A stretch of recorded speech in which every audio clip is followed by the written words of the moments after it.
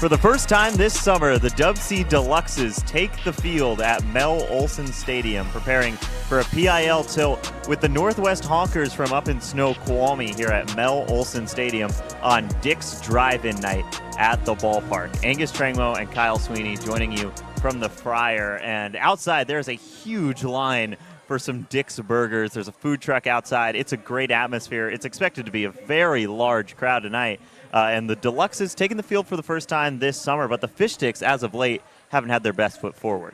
Yeah, this is expected to be the largest crowd in franchise history here for Dick's Drive-In Night. But the Fish Sticks, and now tonight the DubSea Deluxes, have lost 4 of their last 5 games, including an 8-1 loss yesterday against the Redmond Dudes, where they mustered just 3 hits. So the product on the field hasn't been great, but again, tonight, with such a big crowd in attendance, they have such a great opportunity in a get-right game against the Honkers, a team they lost to on Sunday. Well, the Fish Sticks have been struggling coming into this game, but one guy that's been swinging the stick really well for the Fish Sticks and is in the lineup for the Deluxes tonight is Noah Benedict. He's 7 for 13 in his past 4 games. Yeah, and he wasn't in the lineup last night, and one of the reasons that this team wasn't able to get anything going offensively, he was 3 for 4 against the Seattle Blackfins back on July 10th. He's in a 4-game hitting streak right now. He was 1 for 2 in his last game up in Port Angeles in that 5-1 win over the Lefties, the only win that the DubSea Deluxes have had in their last 5 games. So this is a guy that's looking to come back into the lineup and jumpstart an offense that has really been struggling over the last 5 games. Well, this place is going to be packed tonight for Dick's Drive-In Night. Specialty jerseys for the Deluxes. They are getting set to take on the Honkers. DubSea baseball back in action tonight. A huge crowd is going to be on hand at the Friar. Honkers and Deluxes first pitch around the corner on the Fish Sticks Network. Wendy's went back to the kitchen to give our famous spicy chicken sandwich a total upgrade. More crunch, more flavor, with heat that just hits. Is this our best spicy chicken ever? Looks like a yes to me. Spicy chicken just got better at Wendy's. They always say, think happy thoughts. It's easy when you're a Wendy's Cookie Dough Frosty Fusion. I'm an instant dopamine hit. Get it? Dopamine? Like cookie dough. I said like cookie dough! Happiness is a Cookie Dough Frosty Fusion at Wendy's.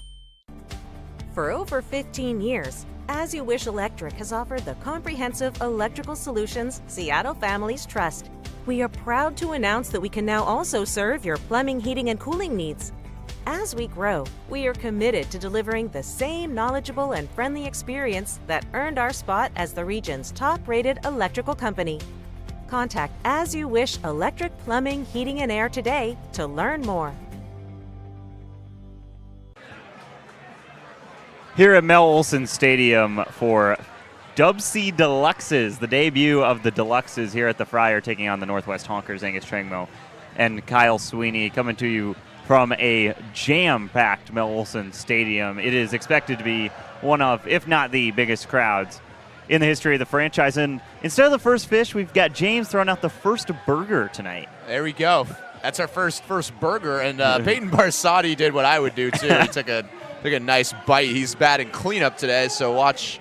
You don't want to eat too much there. Yeah. I can eat the rest of the burger if needed. I actually have a burger in front of me. You already ate your burger. I did. So that never had a chance. Yeah, never. This one won't have a chance. And look at this crowd right now. I mean, it's going to be dense, and we're pretty excited about the environment. Dylan Vele is probably pretty excited to throw against this Deluxes team as well. Vele getting the start for the Honkers. He went all 9 innings in the Honkers' 6-4 win over the Fish Sticks last Saturday, and he gets the ball once again.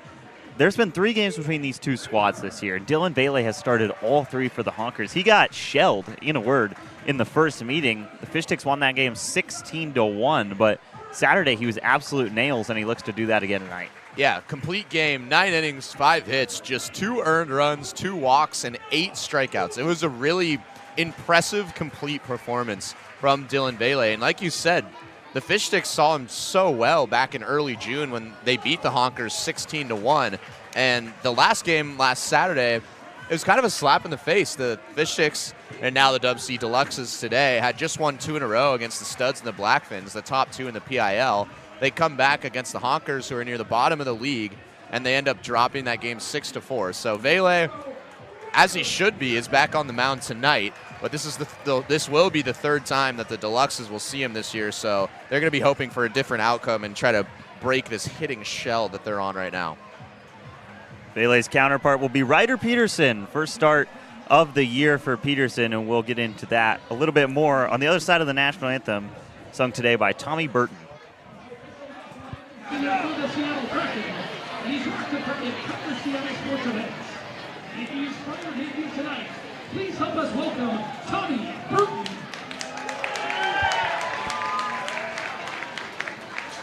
Oh, say, can you see by the dawn's early light what so proudly we hailed at the twilight's last gleaming, whose broad stripes and bright stars through the perilous fight o'er the ramparts we watched were so gallantly streaming. And on in its red bursting in there, they proved through the night that our flag was still there. Oh, say does that star-spangled banner yet wave o'er the land of the free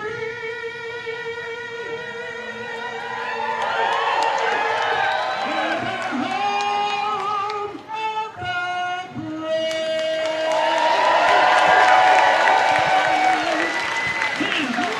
Set to go on Dick's Drive-In night at the Friar, and Ryder Peterson is set to go for his first start of the summer.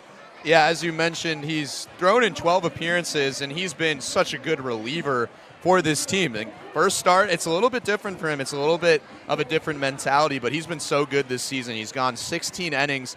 He has a 4.5 ERA on the season, but 7 of his 8 earned runs on the year came in 1 appearance against the Wenatchee Apple Sox, and everyone on the Fish Sticks in that game got hit around. It was a 24-2 loss. So really, you erase that game, and it's 1 earned across 15 innings of work for Ryder Peterson. So especially in a crowd like this, the biggest crowd in franchise history is what's to be expected. This is a great option to have out on the starting mound for the Sticks. Lineup for the Honkers, pretty similar look to their win 1 week ago on Saturday. Bryce Moser leading off, followed by Alex Chamberlain. Those are the 2 guys to watch in this lineup, the 1-2 punch at the top of the lineup. Then Jordan Singleton, the big catcher, is hitting third, and then Jason Franzel in the cleanup spot playing shortstop. Abiel Gonzalez hitting 5th at the 5 spot playing third, and then Josh Parks is DHing in the 6th hole today. Then it's Kendall Yackley, Kazushi Miwa, and Isaiah Pruitt rounding out the order for the Honkers. And the Honkers, last time they were here, they only mustered up 5 hits, and they only scored 1 run against the Fish Sticks in the first meeting. So this lineup really hasn't been able to get theirs against the Fish Sticks yet this year. It's just that they were able to ride Dylan Vele and a slew of errors to a win the last time these 2 teams met. Yeah, and if the Deluxes can get to that bullpen, which is depleted, that's what we saw in the first game in that 16-1 victory. Even after Vele got hit for 7 earned runs, there were 9 more after that. As the first pitch kids down the first base line, about to get things started. There we go. That was one of the better ones we've had this year. Inspired for sure, and this is going to be such a good crowd, one of the most highly anticipated games on the calendar, at least promotions-wise, of the summer. And Ryder Peterson, the lefty, getting set to go against Bryce Moser. Moser was a really tough out just 1 week ago. Probably the best hitter in the lineup in that win for the Honkers. He scored 2 runs in 2 innings. Yeah, he's 2 for 4 with a walk and a strikeout in that game. First offering of Dick's Drive-In night is in there for strike 1 from Ryder Peterson. Peterson, he doesn't have the highest velocity on this team, but what he makes for in that is such a great off-speed pitch. We saw it in Port Angeles the last time he pitched, and as that one gets away, but his fastball, again, it's sitting around mid-80s, but the off-speed, it almost looks like his fastball for the first half of the pitch, and then just dives in so late. It's a really good-looking slider, and that's going to be his pitch that's been working so far this summer. 1-1 count to Moser from Edmonds Community College up north of Seattle. And he fouls that back into the backstop for strike 2. Yeah, Moser's got so much speed at the leadoff position. If he puts any ball in the outfield, he's going to be looking too, and he just killed the Fish Sticks last Saturday with his legs. Count is 1-2 to Moser. This would be a valuable first out for Ryder Peterson, and he's been so good in PIL play this year. Looking to continue that success. That is skipped in before the plate and covered up by Peyton Barsati, who's behind the plate, continuing the pattern of kind of one game Evan Hellner, one game Peyton Barsati doing the work as the catcher. Yeah, we saw Evan Hellner last night and Jake Daly at the bottom of the lineup as an extra hitter. 2-2, that runs inside. That's a good take from Moser. And this is kind of just what Bryce Moser does in the leadoff spot for the Honkers. He's got a full count right here.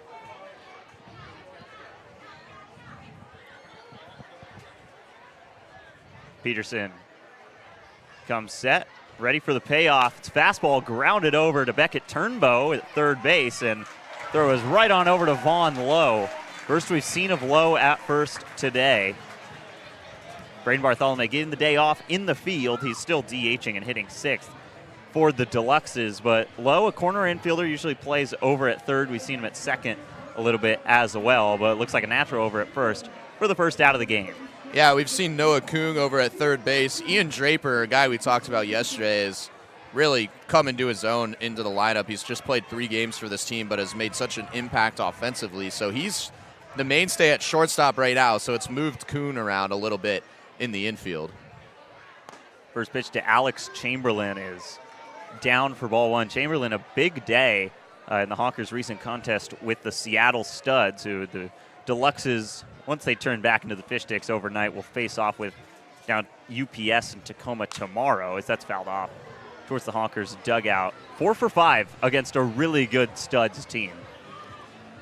He's also the Dick's drive-in batter tonight, so if he strikes out at any point, it's $2 off burgers at Dick's. And on Dick's drive-in night, that's going to be a big deal. It is, and again, Dick's Drive-In, we've talked about it this season. It's so good, and I'm about to feast on one myself, and you've already feasted on one. So this is a big batter for this huge crowd here at the stadium. $2 off. I mean, it's already pretty cheap burgers, but just a bonus. Bonus for burgers, if you will. Nothing brings America together quite like a cheeseburger does.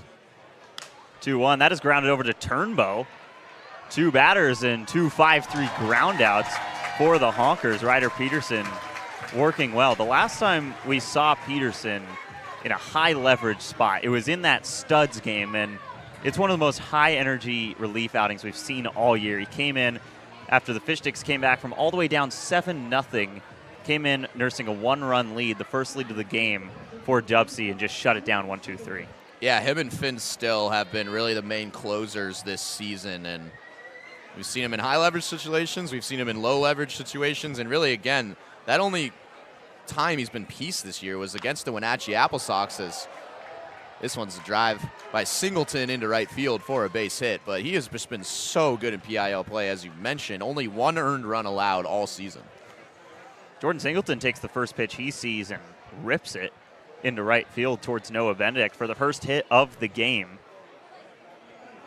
Not too much speed with Singleton on first, but the Honkers, no stranger to being aggressive on the base paths, because that'll bring up Jason Franzel. Franzel had a very weird day last week when these two teams faced off. He went 0 for 2. He went walk, error, fly out. Just kind of an oddity of a scoreline for him. 1-0, he fouls that back for strike 1. And one of the reasons why he was walked so much in that game is because he stands at 6'5". It's such an elevated strike zone for Franzel, and he's over at short today. He was DHing the last time these two teams played, so it's almost like a Ellie De La Cruz situation. You get 6'5" over there at short. Lefty on righty favors Franzel, and that's back to Turnbow, but that one will go foul. Mishandled by Turnbow, but I think he knew it didn't matter. It definitely missed to the left side of the bag, so Franzel will come back, and it's 1-2. And we knew coming into this season there were so many listed shortstops on the roster, and right now Ian Draper has taken the shortstop position, but both Beckett Turnbow at third and Noah Kung over at second base have both taken extended time at shortstop in their baseball careers. So these are three of the most talented infielders on the team right now. And then Vaughn Lowe, who's at first for the first time this season.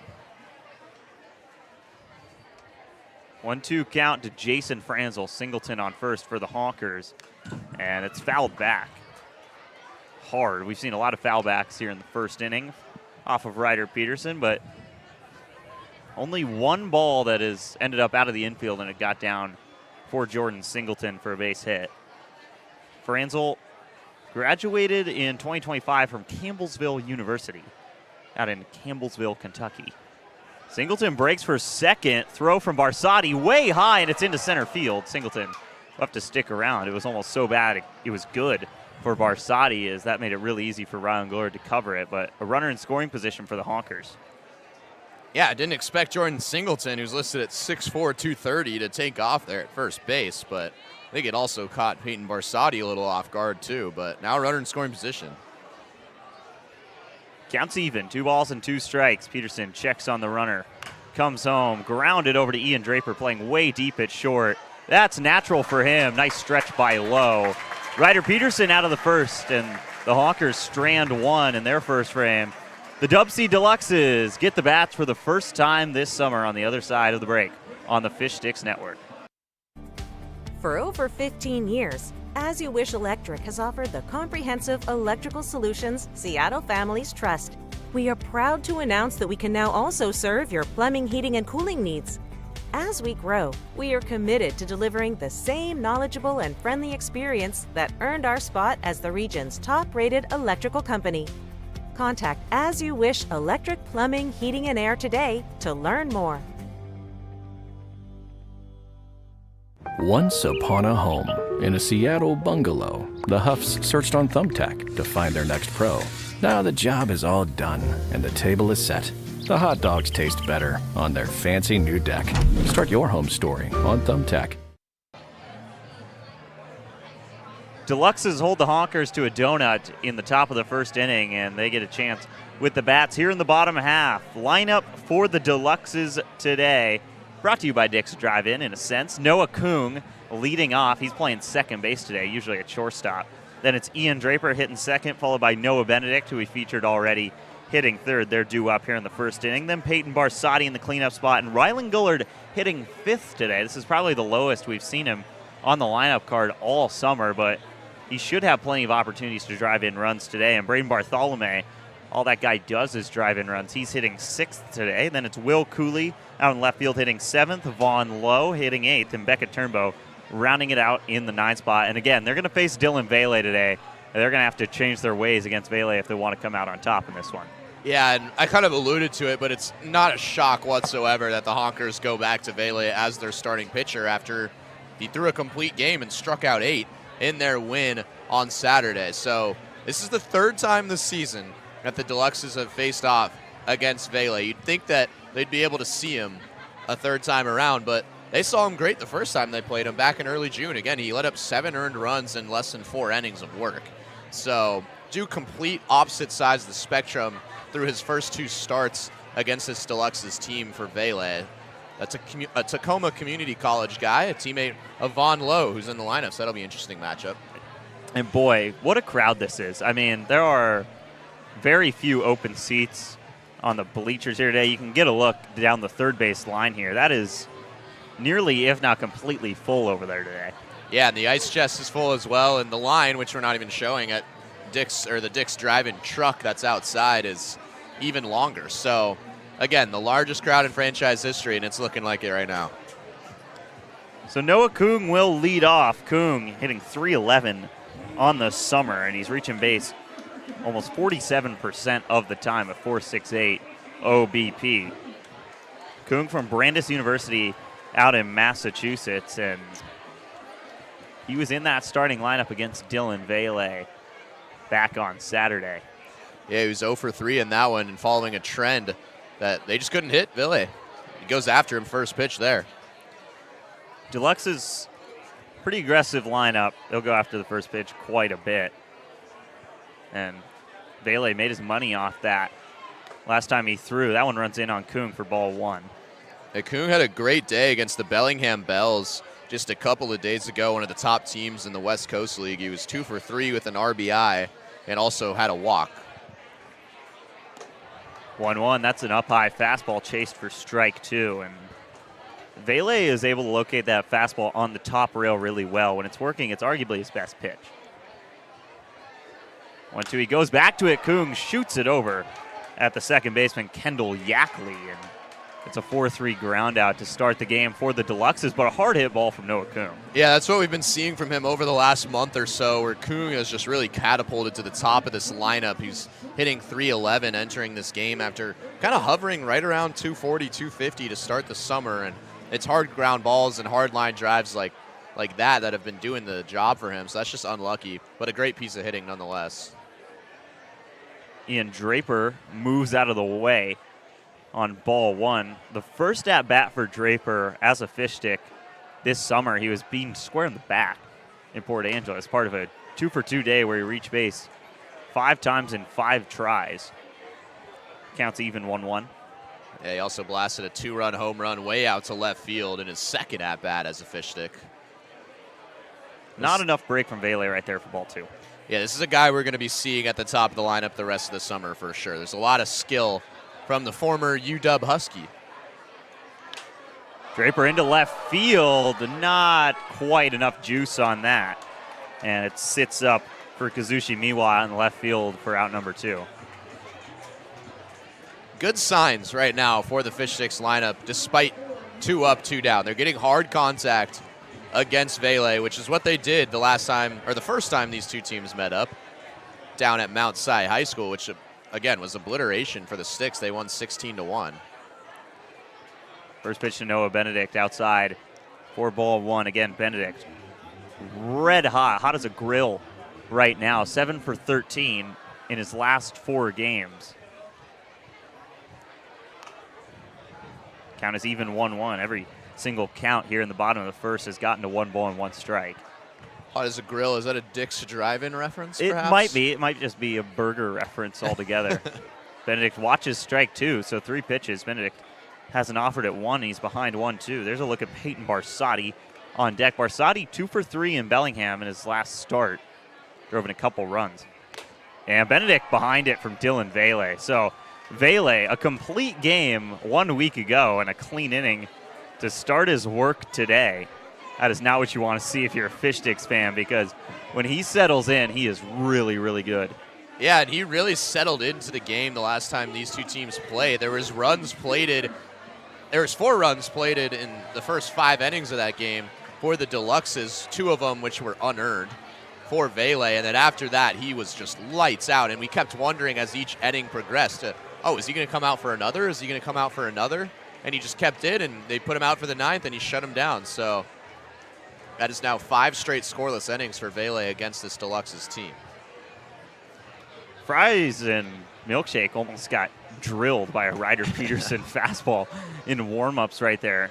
They eventually decided against running it straight through home plate. Maybe that's not a good idea with Ryder Peterson warming up, but 2 clean innings from Peterson and Ville to start this game. And Peterson, primarily a reliever, makes you think how long he's going to go in this game.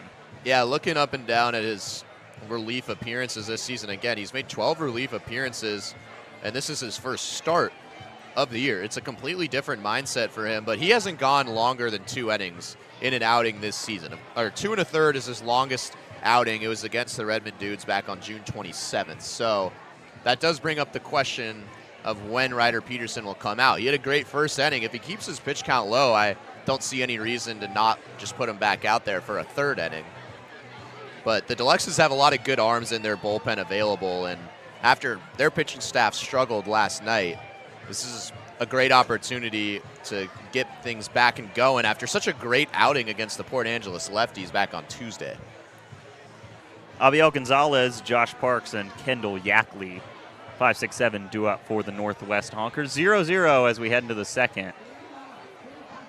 Only one hit between the two squads in the first inning after both teams scored in the first frame. The last time they met, it was 3-3 through 2 in that game, so a lot of early offense. To this point, that has not been the case, and another first pitch strike from Ryder Peterson. Well, again, Peterson has been so shut down this year, and the way Vele pitched against this team last Saturday, it's no shock that the offense has kind of sputtered both ways. Ooh, in the face. Peyton Barsati just takes one right there. Eats it like a burger on strike 2. How many are we going to fit in? A lot. You're gonna be annoyed by the end of the night. Another See look. again. Oof. Ooh, yeah, right in the eyes. Right off the dome. You wear a mask for a reason. Do. Peterson way ahead 0-2 on Gonzalez from Feather River College. And that is fouled off. Turnbow's been busy over there down the third base line. 2 5-3 groundouts in the first inning and a couple foul balls that way as well. Yeah, and the sun is in full blast today, so the left side of the infield and the left side of the outfield is going to be really tough if a ball is in the air. Second straight 0-2. That is going to get down out there in left center field in front of Gullard. So a little flare from Abiel Gonzalez leads to a 2-strike hit to lead off the top of the second. It's just a really good piece of hitting. It's a great pitch by Ryder Peterson. He did his job. He located it on the outside or the bottom half of the zone, and Gonzalez in a 2-strike count. He just put the swing that you needed to see. He just bloops it out to left field, and yeah, I mean, that's how you should do it. That's textbook on a count with 2 strikes, and nothing Ryder Peterson can really do about that. So here's Josh Parks coming up now. Parks did not have a good game on Saturday in the Honkers win over the Fish Sticks. He's ahead 1-0 right here. Hitting 6th today from a conference that we really like in this broadcast booth, the RMAC, down in Colorado and surrounding states. He's from Adams State. Oh, no, he's way behind for strike 1. Great basketball school is Adams State. I could tell you a lot more about basketball than baseball in the RMAC, but cool school. Did great there advertising Adams State. Yeah, I can't say I've ever been. Yeah, I'm not shocked. I'm not even sure I could tell you where it is. Yeah, I don't think I Colorado. even could either. I don't think it's in Colorado. Way behind it again, so 2 fastballs that Parks just can't catch up to, and it's 1-2. No, just kidding. It's in Alamosa, Colorado. I should have known that. How close is that to Denver? Not very close. Okay. It's in the mountain range, way out there. Okay. So not like Kansas, Colorado? No, Okay. not Kansas, Colorado. 1-2 count to Josh Parks. Runner goes. Parks pops it up. So Gonzalez will have to come back to first. We see that a lot from the Deluxes where they'll put on hit and runs. But the Honkers kind of taking a page out of DubSea's book right there, unable to execute. Interesting to call that in a 1-2 count. Maybe just Parks saw a pitch he liked right there. Might have been trying to time Ryder Peterson's off-speed pitch, which is lower velocity as well. Now they'll check on Gonzalez, keep him as close as they can to first base over there. Again, so interesting seeing Vaughn Lowe at first base. We've only seen a couple received throws from him in the early stages of this game, but looking good so far as another stolen base is spoiled by a foul ball from Josh Parks.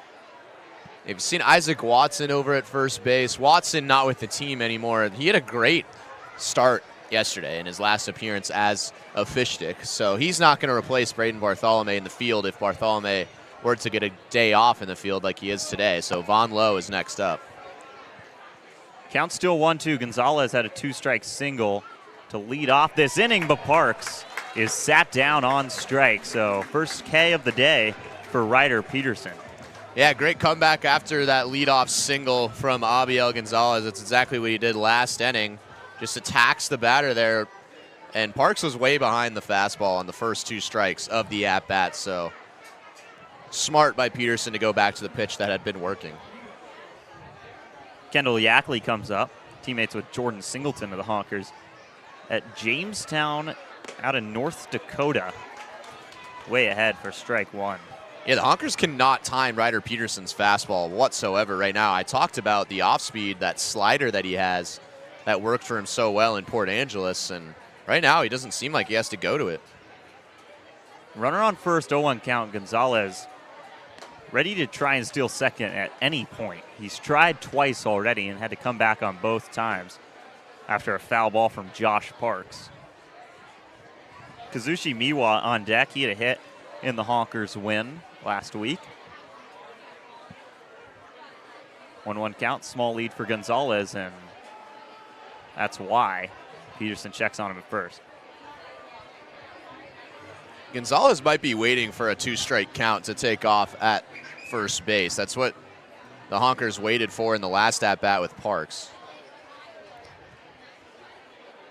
1-1 comes home, and it's another swing and a miss. We've seen so many waves and misses from the Honkers today.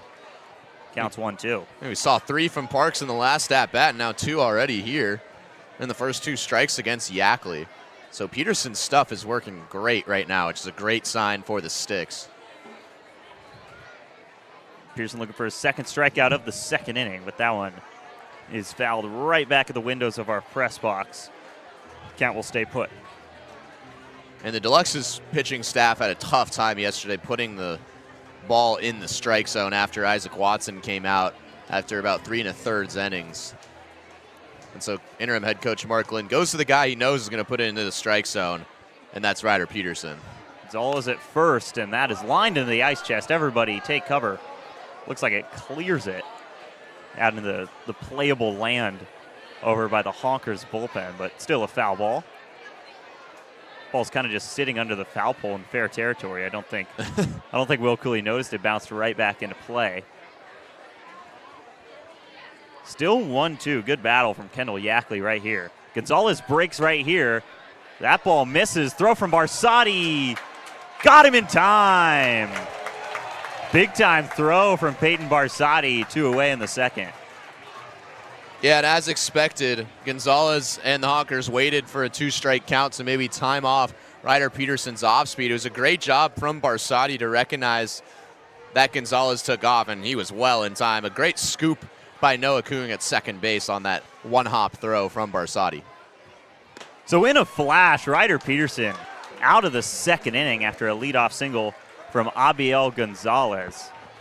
2 Ks in the second for the Whitman Blue, and the Deluxes look for the first run of the game on the other side of this break.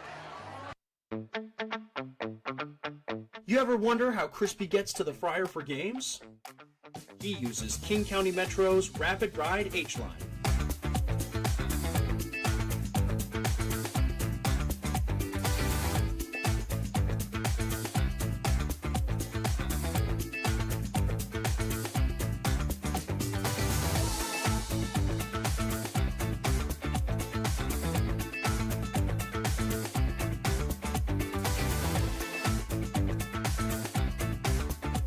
King County Metro, the official commute of your DubSea Fish Sticks.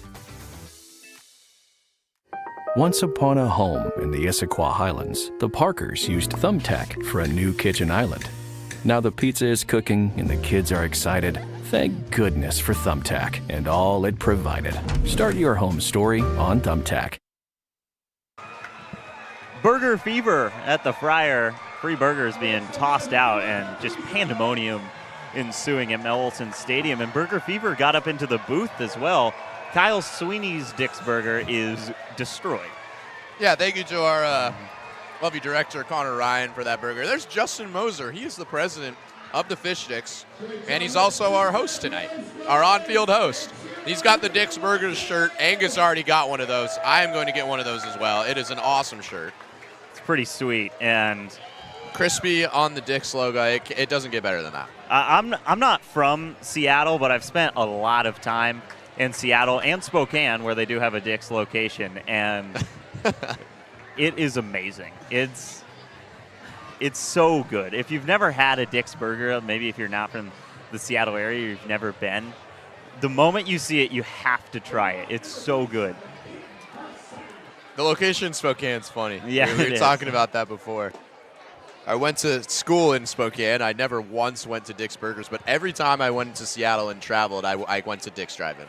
Yeah. It's a classic. It's the classic spot. It's the in and out of Seattle, per se. Barsati, that's popped up into the stratosphere, and it will stay fair. It's hauled in out there by Jason Franzel in shallow left, and one gone in the bottom of the second. So 4 up, 4 down for Dylan Vele.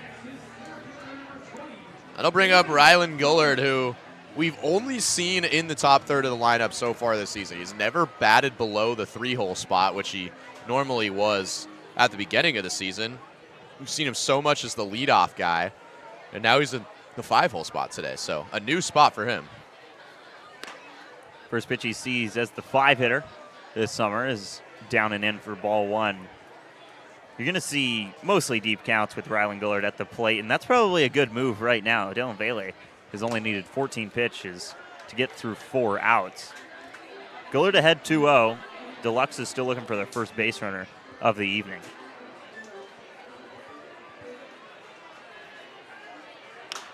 That is shot, but hauled in by Kendall Yackley. Another hard hit 4-3 on the night for the Deluxes. Yeah, now 5 up, 5 down from Vele, and he has figured out something in this Deluxes lineup because he has just been mowing them down going back to the back half of that complete game start just last Saturday. And again, the Deluxes at that point had so much momentum after wins against the Studs and Blackfins, and that was really the start of the skid that they're kind of on right now, having lost 4 of their last 5. Braden Bartholomew goes after the first pitch. It's into left center field, but it's going to stand up and get down. A misread from Bryce Moser, and Bartholomew is in safely to second base. So I'd be surprised if that goes down as a hit. Bryce Moser just overran it out there in center field, and any way you can get it, you'll take it. It's the first base runner of the night for the Deluxes. Yeah, that'll go down as an E8, or it should go down as an E8. That also clipped the glove from Moser. Moser, usually a great center fielder. I think the sun and the wind gave him trouble there. You can kind of see the American flag in the background going straight out to left field, and then mixed with the sun problems that you have in the first half of Fish Sticks games here at the Friar, not a great combination for Moser. So now that brings up Will Cooley. The Honkers moved a runner into scoring position in the top of the first. And now the Deluxes have their first in scoring position with Will Cooley at the plate. Cooley, that's into center field. Might find green grass, and it does. Bartholomew heading home, and the Deluxes have the first lead of the game on Dick's Drive-In night. Will Cooley drives in Braden Bartholomew, and it's 1-0 DubSea. Yeah, ball wasn't hit very hard, but just found that soft spot in the outfield. And I think Bryce Moser, after that deep fly ball that he should have caught off the bat of Bartholomew, he was playing just so deep he couldn't have a chance to use his speed to go get that ball. So the Deluxes pounce on that error from Moser in center field, and Will Cooley, the future Zag, drives in the first run of the game. That brings up Vaughn Lowe with the Deluxes looking for more here in the bottom of the second. The first hit Dylan Vele gave up all game, and it drives in Braden Bartholomew. First home RBI for Will Cooley. It'll go down as another unearned run after that error in center. Cooley in safely to first base with ease. Lowe had a double. He was one of 3 players to get a hit last night, joining Braden Bartholomew and Cade Galen, who's not in the lineup tonight. You'd expect to see Galen sub into this game at some point. He's been really hot from the dish recently. That's painted for strike 1 from Vele. I finally get to correct you. That's actually strike 2. I finally get to correct you. It's 1-1. No, was that not a called strike on the first pitch? I thought he called strike. I don't think it was. We have a disagreement in the booth. Here we go. Looks like Lowe will make that point moot as that is lined into center field, and Bryce Moser is able to make that play. So Dylan Vele out of the second inning, but the Deluxes out in front through 2. They strike first at the Friar. It's 1-0 DubSea, and Ryder Peterson back out for the third inning. I guess we'll never know. We'll never be able to get that one down the drain, but just another shutdown inning. This was the fly ball from Braden Bartholomew. We thought maybe it had a chance, and then Bryce Moser just completely overran it. Again, sun and wind trouble out there in center field, and then Cooley, the next batter. Bartholomew got a great jump because there was 2 outs, so he was running anyway. He came home and plates the first run of the game. So we've got a burger eating contest, and oh boy, if you've been watching the Fish Sticks Network for the past couple weeks, you may have seen a fish stick eating contest on the 4th of July that went horribly. They were out there forever, and hopefully the burger eating contestants are a little bit better than that. That's all we can ask for. They went with the younger crowd for this one. Boy, that fish stick eating contest. That was a disaster. This one's looking a little better, although, like, with no disrespect to any of these kids, again, I could eat a burger pretty normally and absolutely rinse these kids in a burger eating contest. Just something to note. We had, what, a 45-second break? Yeah. In between in the middle of the second inning, and Kyle was eating at a very normal pace and finished the entire burger. So Kyle Sweeney is the true champion of the burger eating contest. Justin Moser counting them down, a true vet, not wanting to hold up the game. Oh, wow, that he is pushing it. I think he won either way. They don't want it enough. They just simply don't want it enough. But it's great to have the kids come out here and participate in activities for the Knicks Drive-In. That was a much better effort than the fish stick eating contest. That's a low bar, but that's also a vet move from team president Justin Moser to count him down like that. I forget who the on-field host was for the 4th of July game, but they did not count him down. They just let him go to their own devices, and that was not a good choice. We were out here for like 3 minutes waiting on the fish stick guys. As Peterson, another first pitch strike. He struck out 2 in the second, and he starts off Kazushi Miwa with a strike. Miwa is a cool story. So Miwa, from Japan, played for an independent team in Japan called the Asian Breeze, and now finds himself in the Seattle area playing with the Honkers. Counts 1-1 to him. Yeah, both Vele and Peterson have just been punching the strike zone. Vele, 16 strikes on 21 pitches, and Peterson now 23 strikes on 33 pitches. So you're going to see a lot of balls in the zone from both of these pitchers. Something to note as well is that the last time these two teams met, Kenji Bray was set to go, and then he was a late scratch. Rodrigo Montano ended up coming out, and Rod would tell you himself he didn't throw that well that day just because it was such short notice for him, and he only went 1 inning as the starter. So Peterson looking for a different result. 3-1 on the way, and that is down. So first free bag of the day for the Honkers, and it's a leadoff walk in the third. And we've seen the Honkers active on the base pass. They've already tried to steal 2 bases. One was successful for Jordan Singleton, and Barsati gunned down Abiel Gonzalez last inning. So here's Isaiah Pruitt. Pruitt threw on the mound in the first meeting between the Fish Sticks and the Honkers this summer, and is a better position player than he is a pitcher. He did not have a good day on the mound against the Fish Sticks. He hit 2 batters in a row, and then the first pitch to I forget who it was exactly. Kyle will find out for me, but the first pitch, whoever was hitting was at the very back of the box, like the very back corner, just not wanting to get hit, and almost got hit by a pitch as Pruitt swings through strike 2. God, who was it? It was hilarious. It's so funny because this game was over a month ago now. It seems like years that it was. Let's take a look. 0-2 count to Pruitt right here, and that's lined into right field, and it's going to get down. Miwa will stick around at second, so no runners on the corners, but 2 leadoff base runners for the Honkers trying to respond back to the Deluxes run in the bottom of the second. Yeah, we already mentioned it earlier, but Ryder Peterson's longest outing this season is 2 1/3, and this is his first start of the season. I'd expect there to be action in the bullpen right now for the Deluxes, and now with trouble looming in the top of the third, a ground ball right now would be a best friend to Ryder Peterson. That brings up Bryce Moser, who had such a good day a week ago in the Honkers win. Now he shows bunt, and that will just barely go foul. It almost sat there right on the plate, which would have meant it's a fair ball, but just scoots to the right of home plate, and Barsati touches it foul. Again, more aggression on the base paths from the Honkers today. Moser probably been the best bat against the Fish Sticks this season. Surprised to see him lay down a bunt, but he's got plenty of speed. He could easily leg out a single. 0-1, corners in. Moser swinging away, and that's through the left side of the infield by Turnbow. Miwa will hold up at third. It looked like he might beat the throw if he were to go home, but Will Cooley keeps him at third. Bases loaded, nobody out for the Honkers.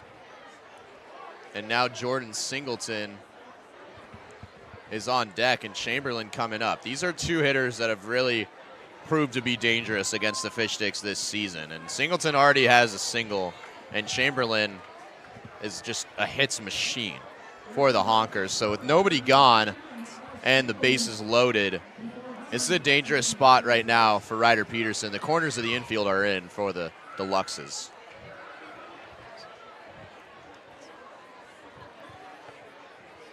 So here's Chamberlain, a 4-hit day against the Seattle Studs earlier this week. Watches ball one, and Peterson's still out there after loading him up with nobody gone here in the third.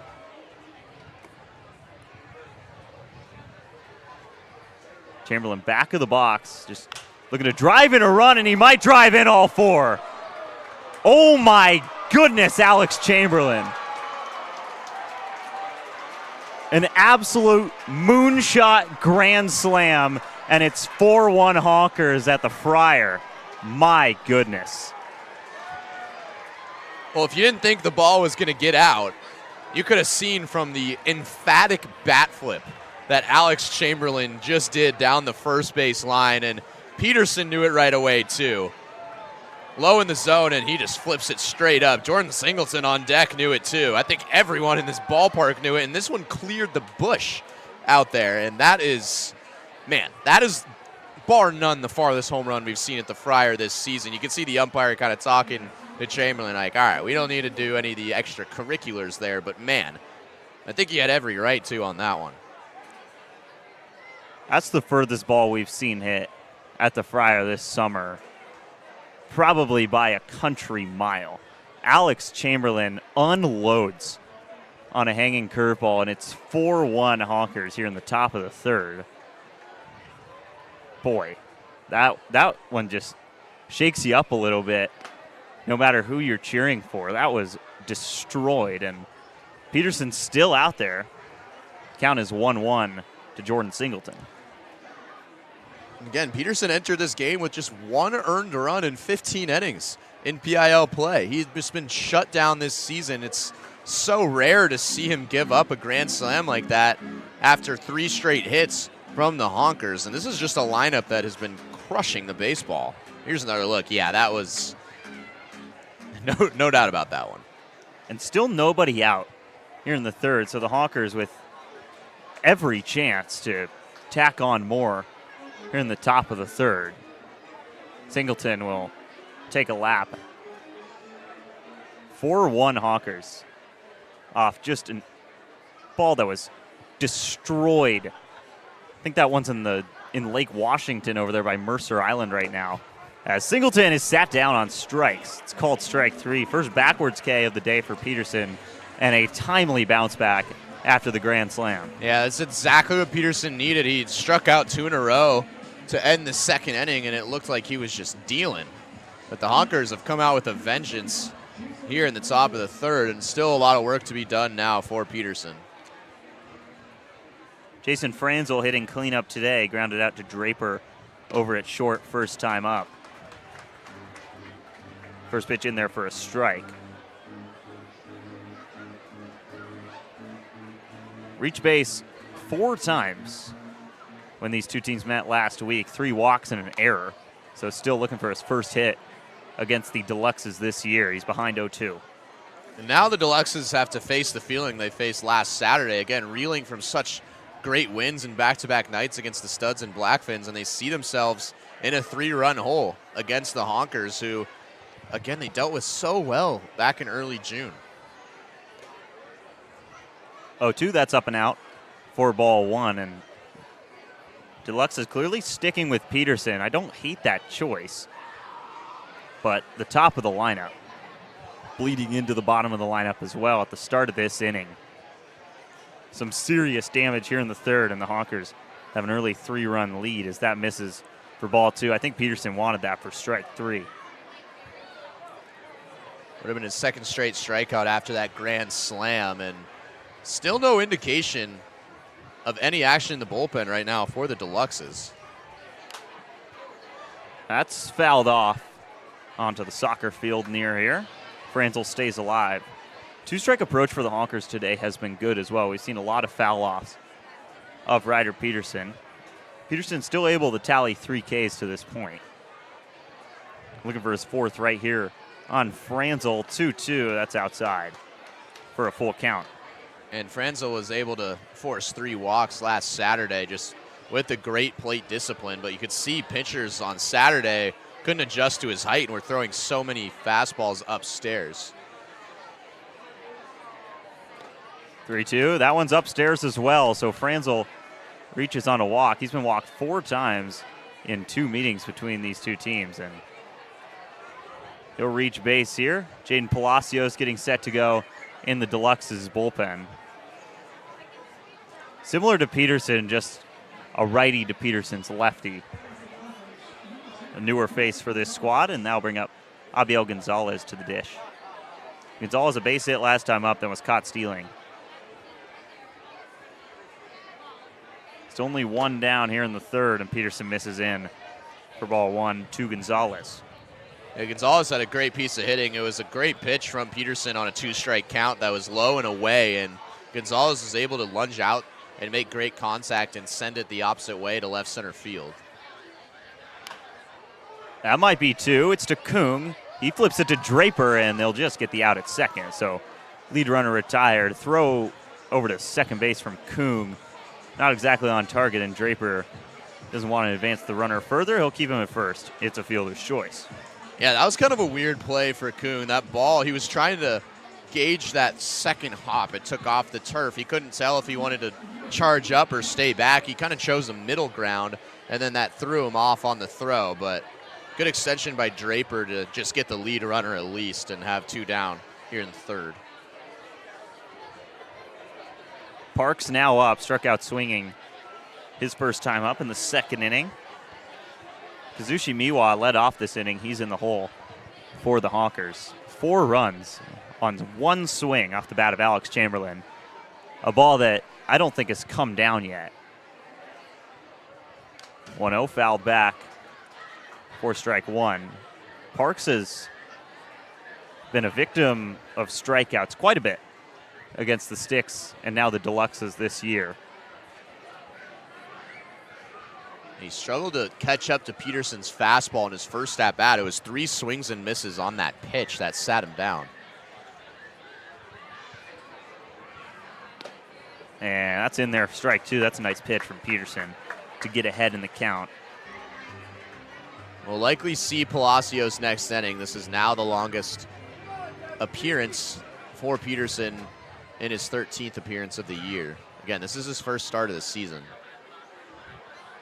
1-2 on the way. Parks, that shot, but right at Noah Kung. He ranges over to his left and snags it out of the air, but Alex Chamberlain, a towering grand slam and a bat flip to follow suit. 4-1 Honkers in the middle of the third. Fish Sticks look to answer back after this break.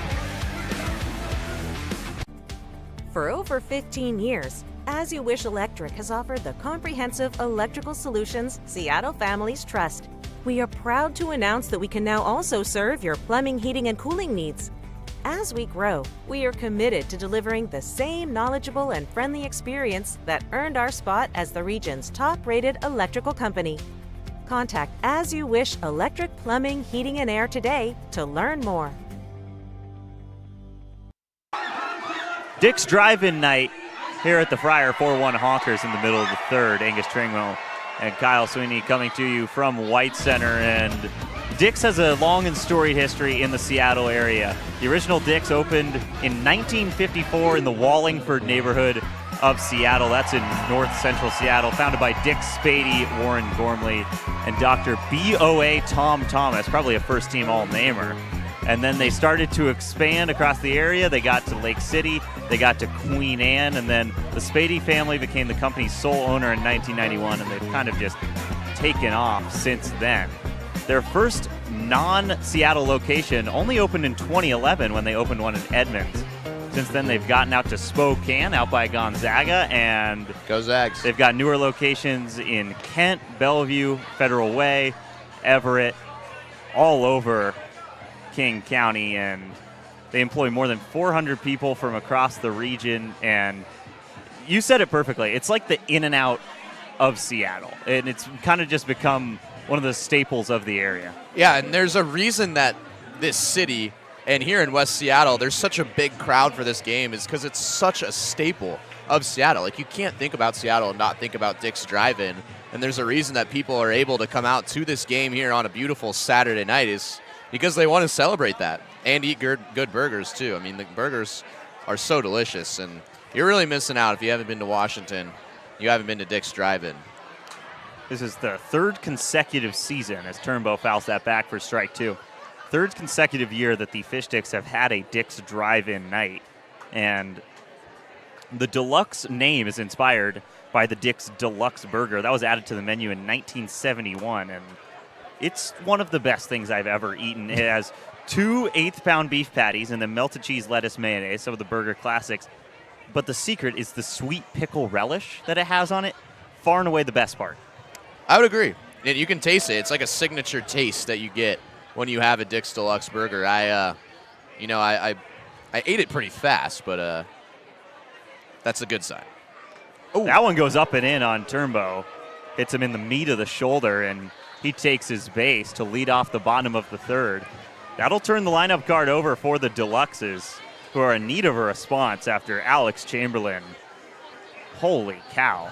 Just an absolute moonball in the top half of the third inning that gave the Honkers a 4-1 lead.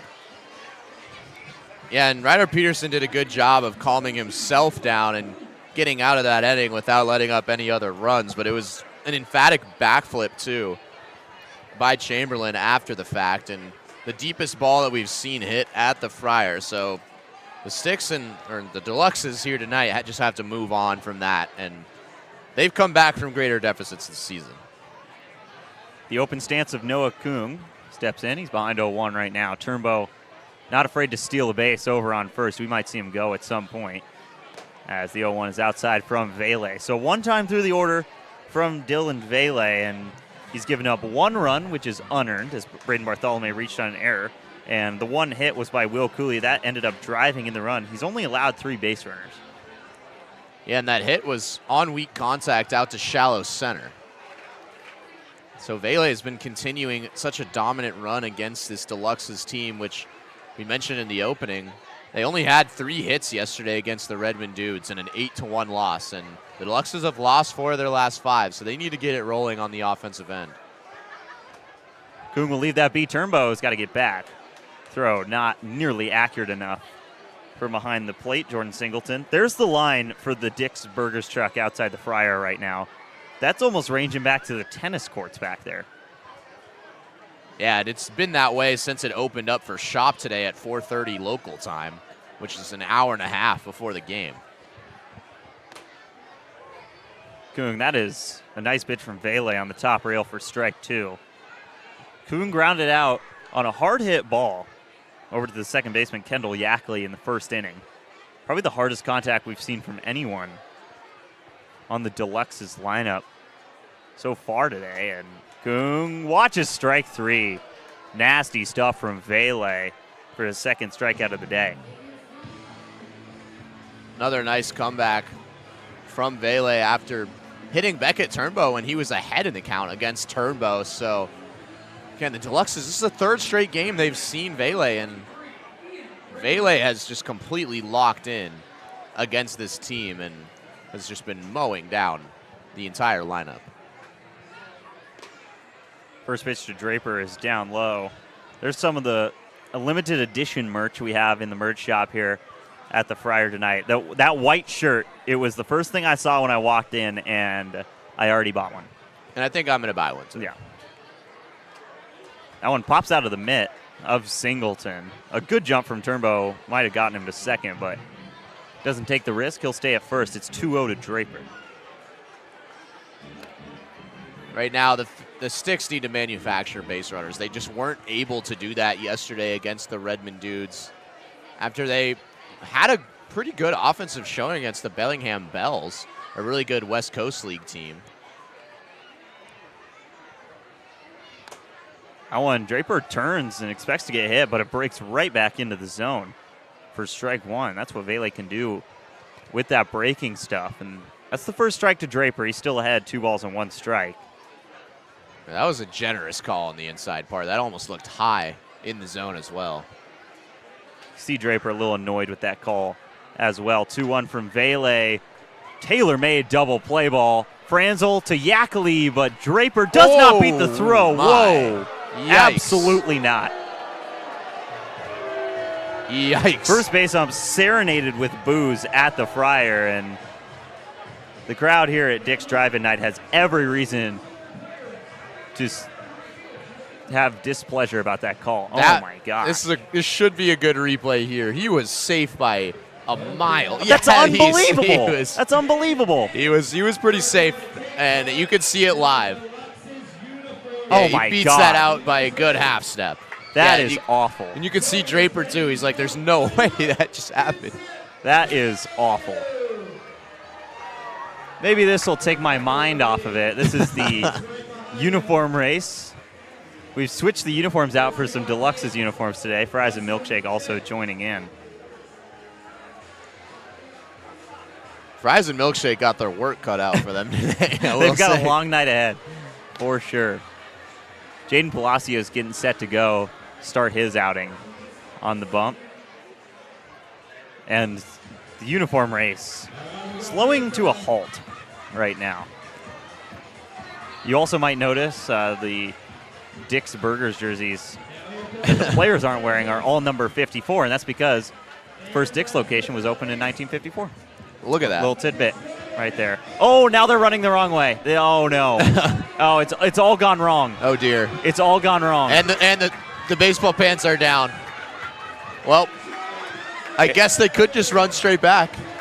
Well, the first base ump would have ruled that a finished race. I think he thought that was the finish line, too. Probably the worst call I've ever seen on a baseball field.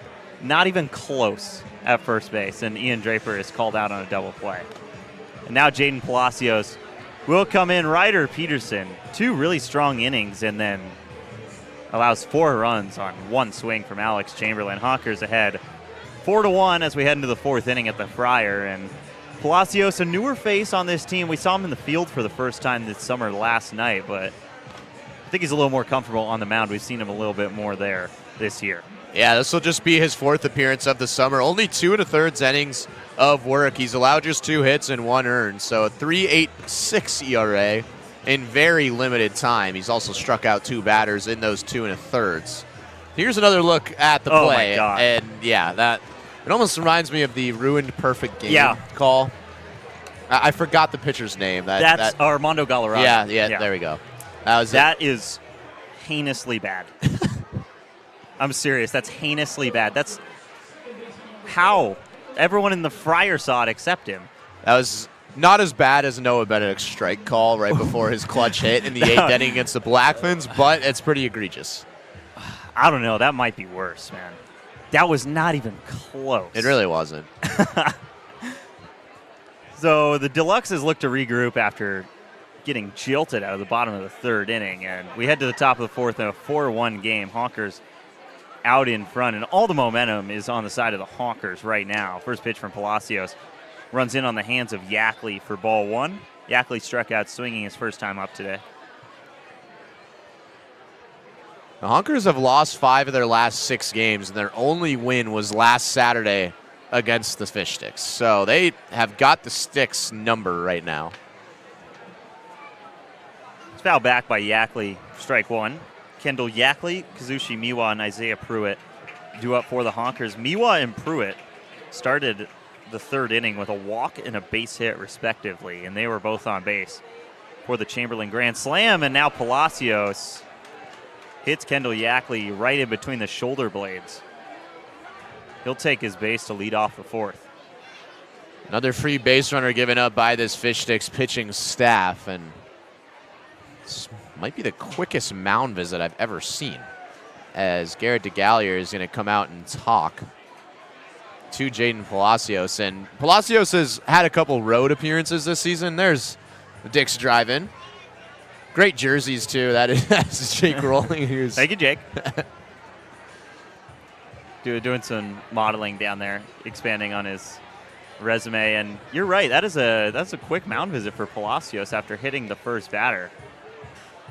I think this is one of the first, it's the second appearance at home, but the last appearance Palacios had at home was in the ninth inning of a blowout game, and the Friar had all but emptied. And so I think DeGallier is just saying, all right, I understand this is a big crowd, and this is the biggest crowd in franchise history for this Dick's Drive-In night. So I think DeGallier is just trying to calm him down a little bit after he hit the first batter of the inning, Kendall Yackley. And especially with Miwa, Pruitt, that part of the lineup on the way up. Again, Miwa was on third, and Pruitt was on second for that homer in the third inning. Now Miwa comes back up. He's been a tough out this year, specifically in that game where the Honkers won last week. And he shows bunt. That gets by Barsati, and Yackley is going to have one of the easiest bases ever. He's in scoring position with nobody gone. Miwa hit ninth in that meeting last week, went 1 for 4, also reached on an error. Yeah, Barsati checking on that glove. That's one that he should have behind the dish. But a free base runner now at second base. Palacios comes home. Big lead for Yackley over at second. No one's covering him. Palacios finds his own for strike one. We've seen 2 stolen base attempts to second. We haven't seen any to third yet for the Honkers. And now Noah Kuhn at second base inching in to keep Yackley close to the bag. Miwa did go around right there. It's a nice falling pitch from Palacios. We saw a steal of third base from the Honkers that turned into a run. So Jake Daly started that game behind the plate. And ball got by Daly. Honkers runner broke for third. And then the throw from Daly, Turnbow wasn't expecting it at all. It got by him, and the runner scored for the Honkers. Miwa, that shot over to Noah Kuhn. He'll just go to first. Yackley will advance 90 feet. Runner on third, 1 down. Nice play from Noah Kuhn. Had some really nice feel over at second base, which is a spot we haven't seen too much of him play at this year. Yeah, and Palacios has sneaky velocity, and Miwa was a little late to that fastball, but still got great contact on it, just skidding across the thin turf here at the Friar. So, as you mentioned, a great pick over there from Noah Kuhn to get the first out of the inning. Now Pruitt showing bunt. He'll pull back, and it's strike one. We've seen the Deluxes do that quite a bit this year. First pitch, show bunt. Kind of just shift around the alignment of the infield, and the Honkers giving them a taste of their own medicine. Now Pruitt swinging away on the 0-1, and that misses for Palacios. So Turnbow and Von Lowe are inside the bag. And then Draper and Kuhn at short are basically on the baseline. Barsati's got to reach outside for ball 2 right there. Pruitt looped one into right field for a base hit in the third. So he's 1 for 1 on the day. Also from Adams State, 2 Adams State guys in this lineup. Josh Parks and Isaiah Pruitt. That one goes up and in, almost the second hit batter of the inning for Palacios, but it misses Pruitt. Pruitt's ahead 3-1. Important for Palacios to settle down a little bit in this count. He's already had a mound visit from Garrett DeGallier, which was a good one. It calmed him down and allowed him to retire Miwa. Corners in, 3-1 on the way. Zone finder for strike 2. Surprise Pruitt left that basically right down the heart of the plate, but now it's full.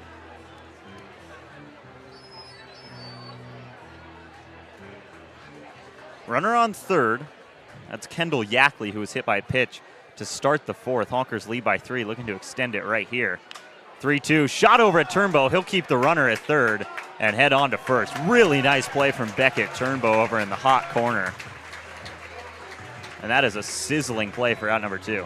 Yeah, that is really impressive from Turnbow. That ball, as you said, was sizzled here on Dick's Drive-In Night. Another one for you there. But in order for Turnbow, as we'll take another look, he's playing in on the base path. He makes the good heads-up play to go over to third to hold Kendall Yackley at third base. That is not an easy play. So here's Bryce Moser for the third time today already. He's 1 for 2 with a base hit and a ground out over to Turnbow at third. Palacios starts him off with a strike. Palacios was behind 3-1 on Pruitt, then got back into it. Moser, that's a high chopper. Really tough play for Turnbow with Moser's speed, and that's not even close. Bryce Moser, an infield single. It's 5-1 Honkers. Boy, he can fly. Yeah, that was really unfortunate for Palacios. After he hit Kendall Yackley to begin the inning, it looked like he might have a chance to strand him. As here's a look at what Alex Chamberlain did in his last at-bat. A absolute no-doubt grand slam that he pimped around the base paths. So I think Palacios is going to have this one on his radar now as another run comes across for the Honkers.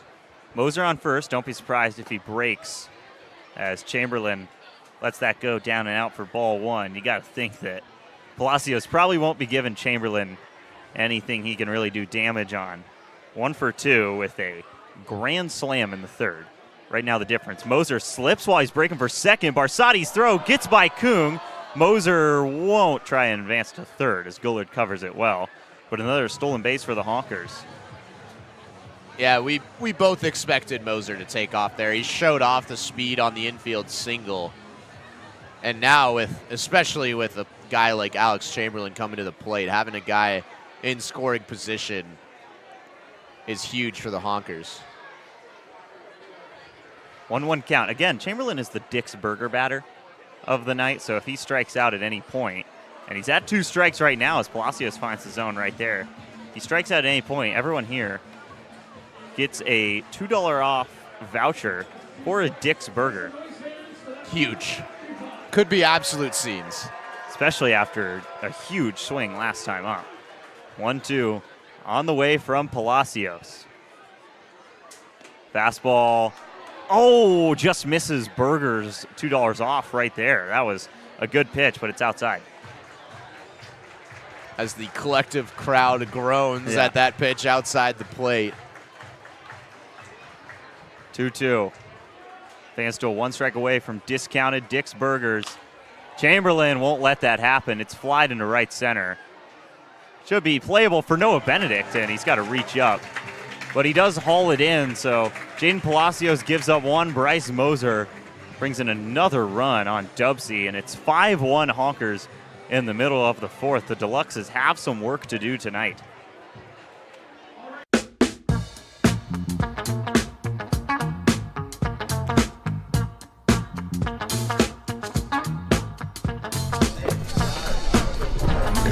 Oh, sweet. Thanks, Crispy.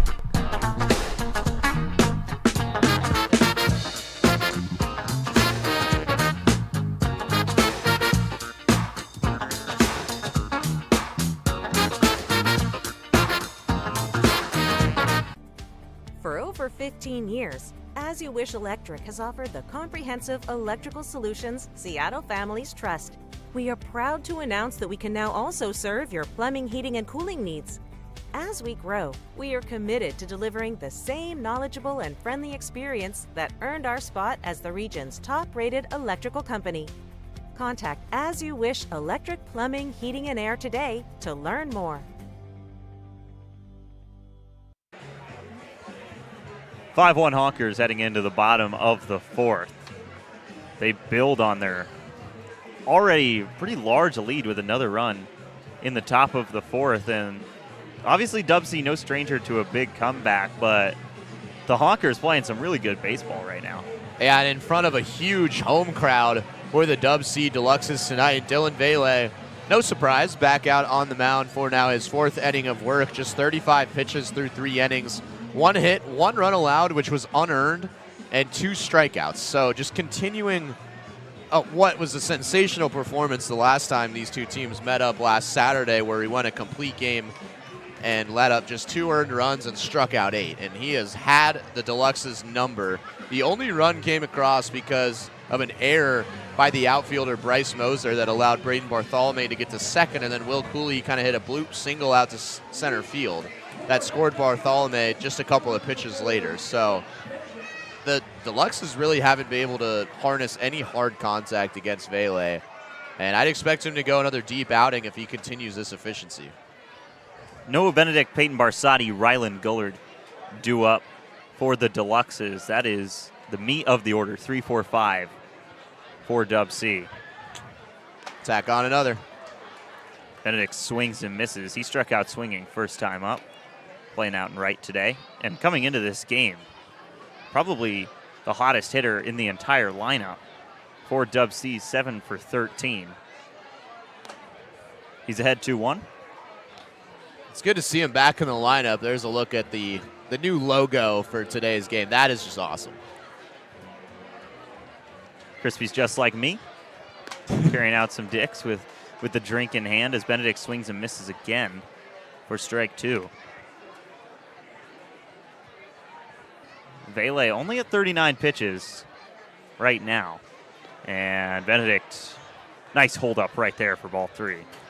But Vele working efficiently once again. He got up to 107 pitches in that complete game. So obviously he's capable of going pretty deep in this game. And the Honkers don't travel that many arms up here.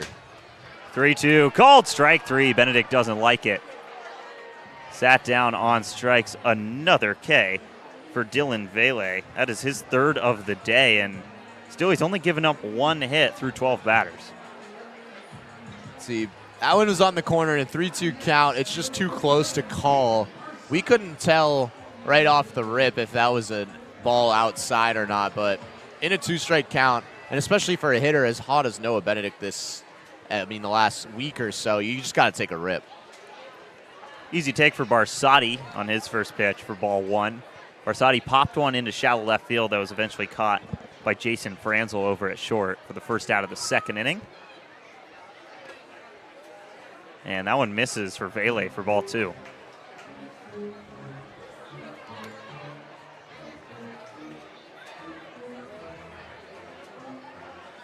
Barsotti, a good day in Bellingham. Last time he found himself in the starting lineup as he watches strike 1 go by. 2 for 3 and was pulled in the middle of the game, but had a double that drove in a run. That was the first run of the game for either side. And he chases for strike 2. That is such a good pitch on a righty hitter like Barsotti from Dylan Vele. Yeah, and just looking back at the box score from last Saturday, the Fish Sticks plated a run in the 5th inning and did not score the rest of the game and have not scored now through 3, as this one's fouled off by Barsotti. So almost a full game now for Dylan Vele of shutdown work against the Deluxes, going back to his last start against this team. 2 balls and 2 strikes to Peyton Barsotti. This inning started with a strikeout looking of Noah Benedict. And Vele's got another that time. Barsotti goes down with a wave, and there's 2 gone in the 4th. Yeah, he's just in flow state right now. There's really no other way to put it against this Deluxes team. And 2 straight strikeouts against 2 hitters that have really been seeing the baseball well right now in Noah Benedict and Peyton Barsotti. Barsotti was just way out in front of that off speed. That's now the 4th strikeout of the night after an 8K outing last time. Gullard shows bunt and goes after it. It's fouled off for strike 1. Gullard in the 5-hole today, grounded out over to Yackley at second base his first time up. Again, this top 5 in the lineup, first time through, all were recorded out. Vele started 5 up, 5 down.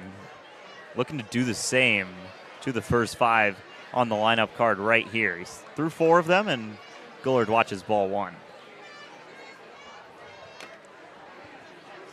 Not a familiar spot for Gullard in the middle of the lineup today.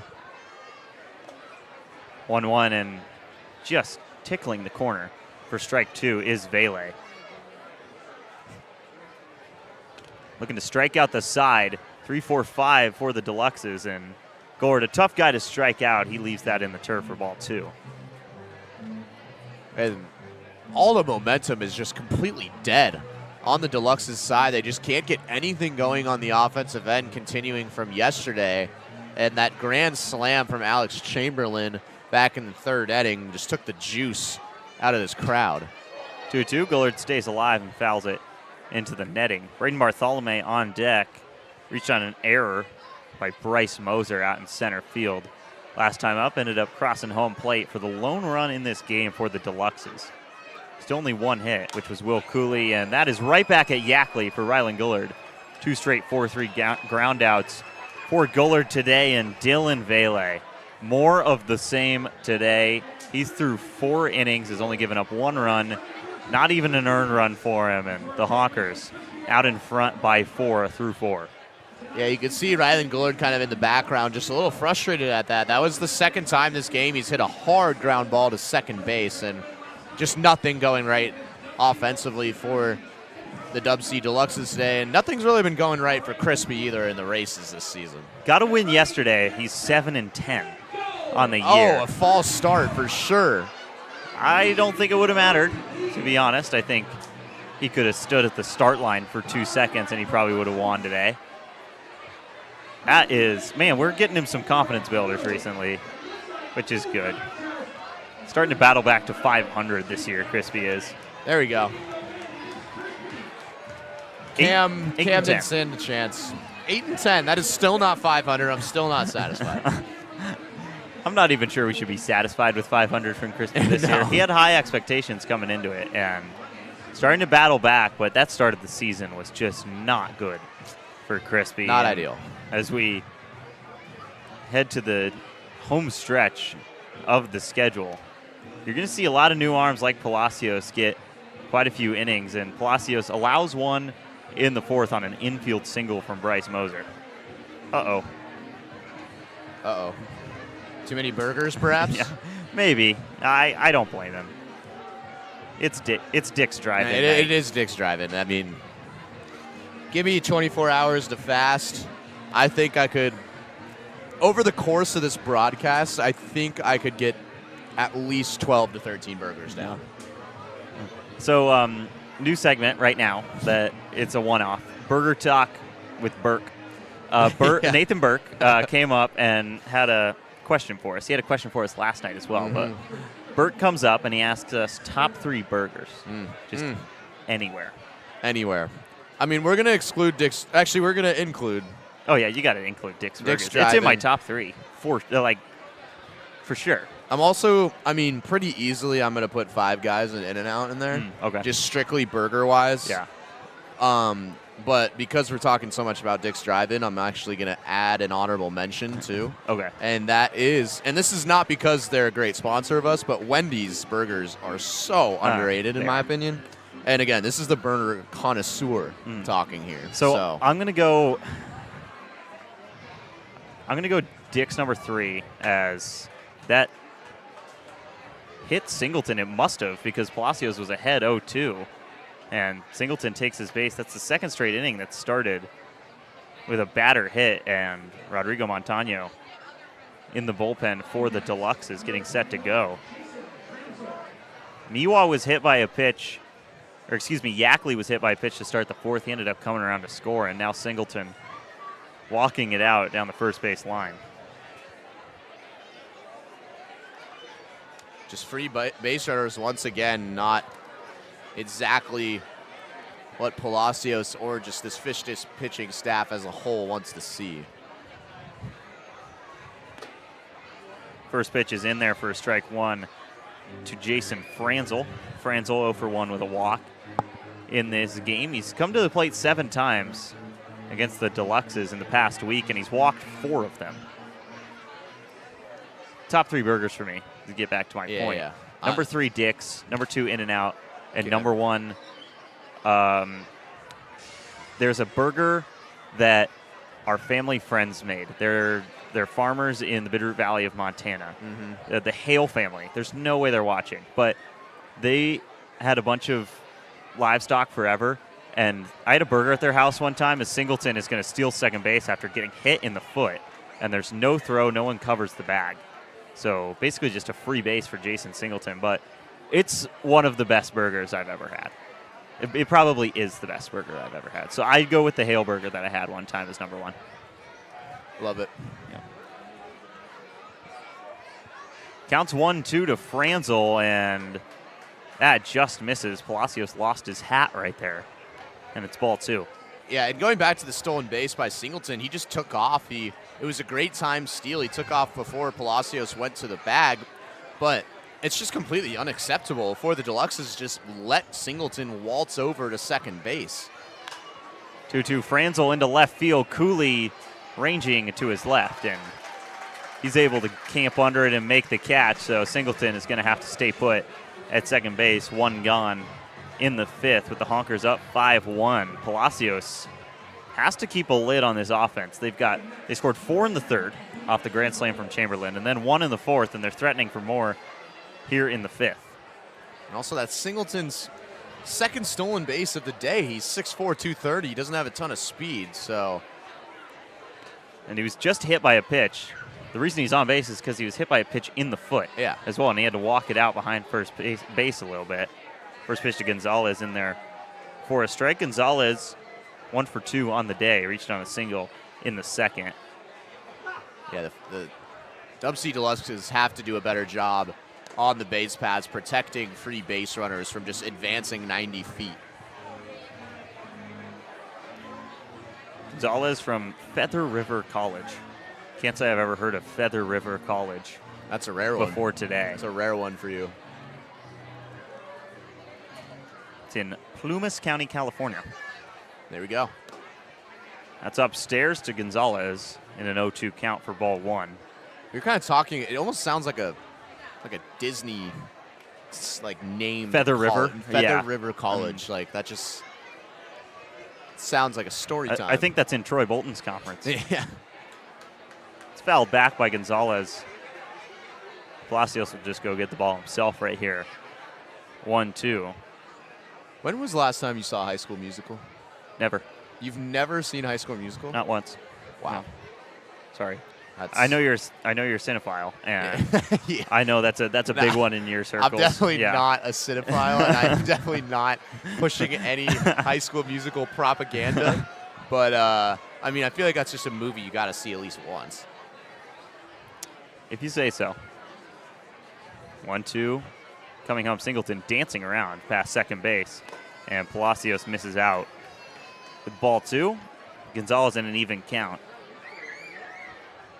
Josh Parks on deck, 0 for 2 on the day. I don't think Troy Bolton would translate to today's modern NBA. No, he would not. You think he ever made the league? No. No way, right? No. Palacios strikes out Gonzalez. That is the first K of the day for Jaden Palacios. And that's a big second out as well because it keeps Singleton over on second base. Yeah, great comebacker from Palacios. Second straight inning that he's hit the first batter of the inning. And he was an infield single away from stranding that batter back in the 4th. 0-2 for Parks. Now Singleton breaks for third. Parks swinging away. Draper covers it up with a mitt. Singleton heading for home. Throw is not on line. Barsati's got to cut it off. Out of all people, Jordan Singleton manufactures a run on the base paths. It's 6-1 Honkers at the Friar. This is the last thing anyone envisioned happening at Mel Olson Stadium tonight. And again, it's just not a great job by the middle infield for the Deluxes to keep Singleton at second. There's no reason that Singleton should be even thinking of taking off for third base. And the reason that he took off was because, the bag was free. And then that allows him to have the momentum to round third base and get home on that pass ball. It was a great job by Coon to knock it down, or Draper, to knock it down. But there's just no reason that Singleton should even be thinking about booking for third base there. So the infield has to step up to keep base runners at their bags. And this team has lost 4 of their last 5 games, and they just need to get sharper on the little plays like that. So Rodrigo Montano now in for the Deluxes, relieving Jaden Palacios. Montano, we've seen him both on the mound and at the plate quite a bit in recent games. He threw the first inning of the last tilt between the Fish Sticks and the Honkers, and his summer, 9.2 innings thrown, and he's given up 4 earned runs. That's good for an ERA of 3.72. He struggled with control first time he faced the Honkers, and that's because he didn't even know he was throwing, let alone starting the game, until 10 minutes before first pitch. Yeah, he only went 1 inning, and he threw 35 pitches. Kenji Bray was slated to start that game, and about 5 minutes before game time, we learned that he wasn't going to be the starting pitcher. And so for Montano, that's just such a tough spot to come into, to be the starting pitcher 5 minutes before game time. So not his best outing. We've seen him do so well in relief. This will be his 7th appearance of the season. So a spot he's more comfortable in against the Honkers, and I'd expect him to find the zone much better than he did the last time out. Comes in with a runner on first and 2 down, and the Honkers making a statement right now. Ahead 6-1 on the Deluxes here in the top of the 5th inning. And after DubSea lost 8-1 to the Redmond Dudes in a non-league game last night, we were thinking, well, okay, got a rough one out last night. Hopefully that doesn't carry over. And in the early stages of this one, we're almost halfway through this game, at least regulation, and it's been more of the same. Yeah, and it starts on the offensive end. Just 1 hit and 1 run, which was unearned for Dylan Vele on the offensive end. And right now, as I alluded to, in the keeping base runners at their bases, the Deluxes just aren't sharp on the little things on the diamond right now. It's just not what we expect. That one stays in fair territory, so it only takes 1 pitch for Rodrigo Montano to end the top of the 5th, but another run tacked on by the Honkers. They lead the Deluxes 6-1 as we head into the bottom of the 5th inning on the Fish Sticks Network.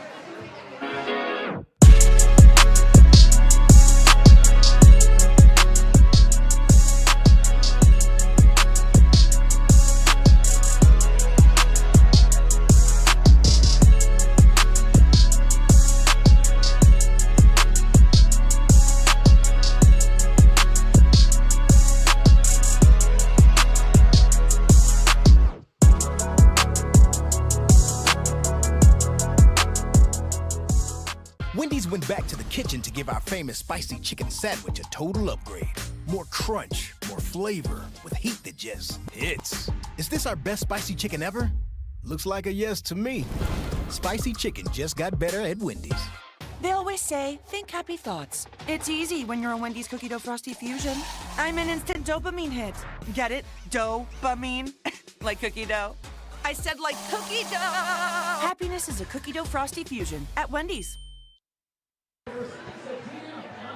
Honkers extending their lead even further in the 5th inning. They now lead the DubSea Deluxes 6-1 here in the middle of the 5th. And Angus Trengwell and Kyle Sweeney. Kyle, it's been a frustrating stretch of games ever since these two teams met a week ago. And it's been a frustrating game tonight for sure if you're a Deluxes fan.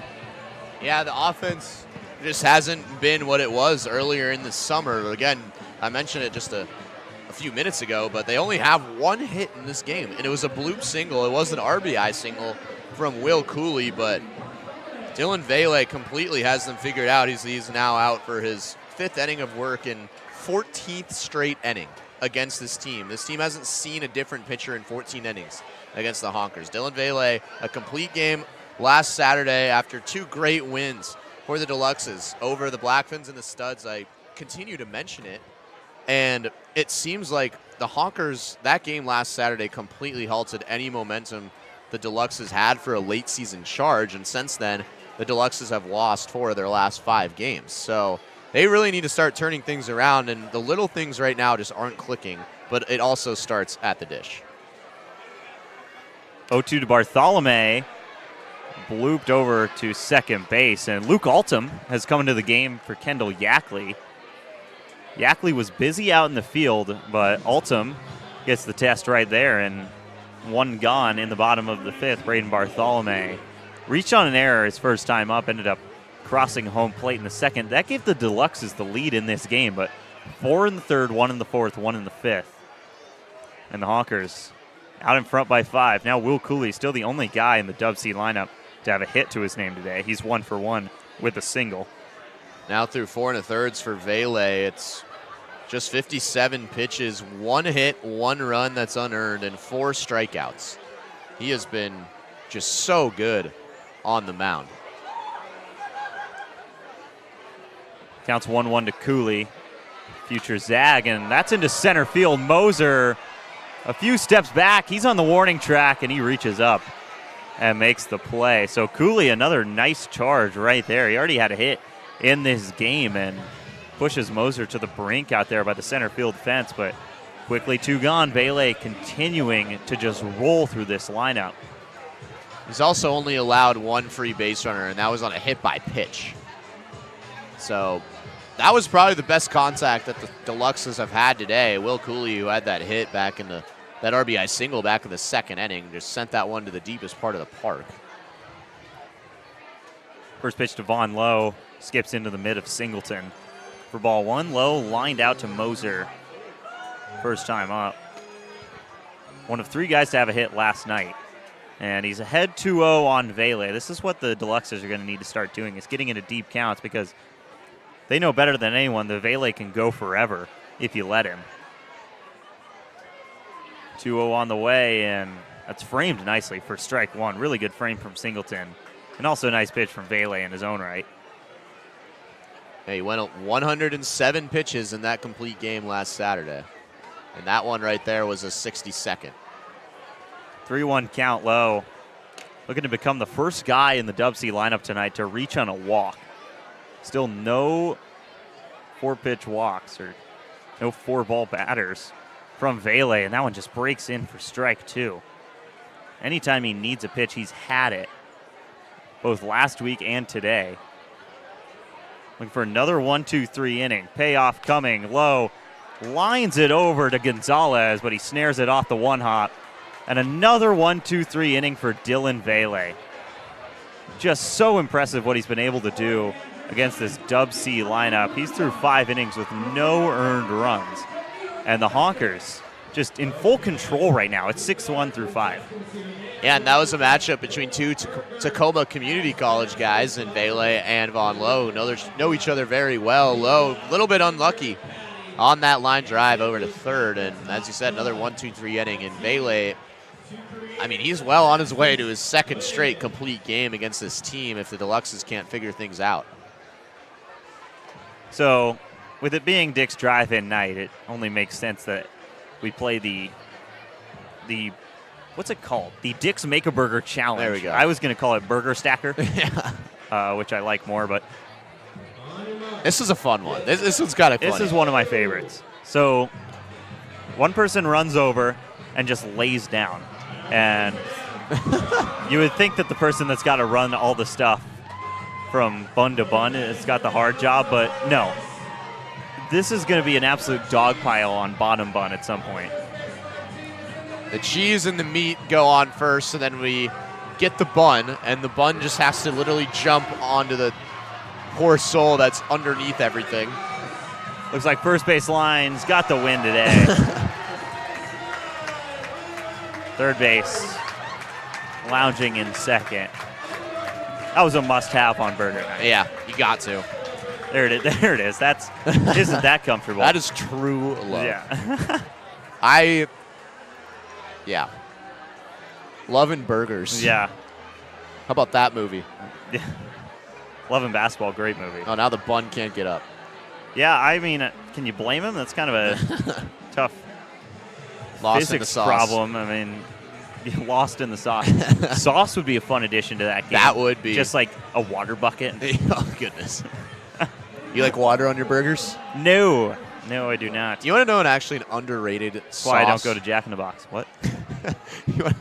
An underrated sauce to put on a burger. Sriracha. I am soft when it comes to hot stuff. So. Oh, That's just a true Yeah. shame. But really, any hot sauce on a burger just elevates it so much. Yeah, hot sauce on anything, not for me.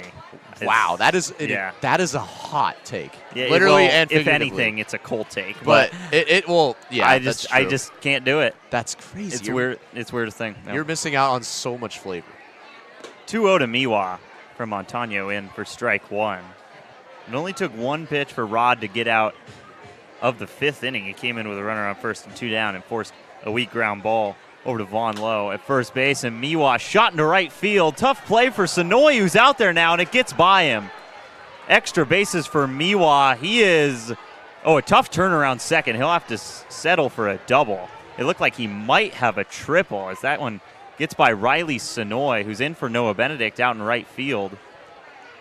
Sonoy moving a little gingerly out there, but another leadoff base runner for the Honkers. That's just a misread.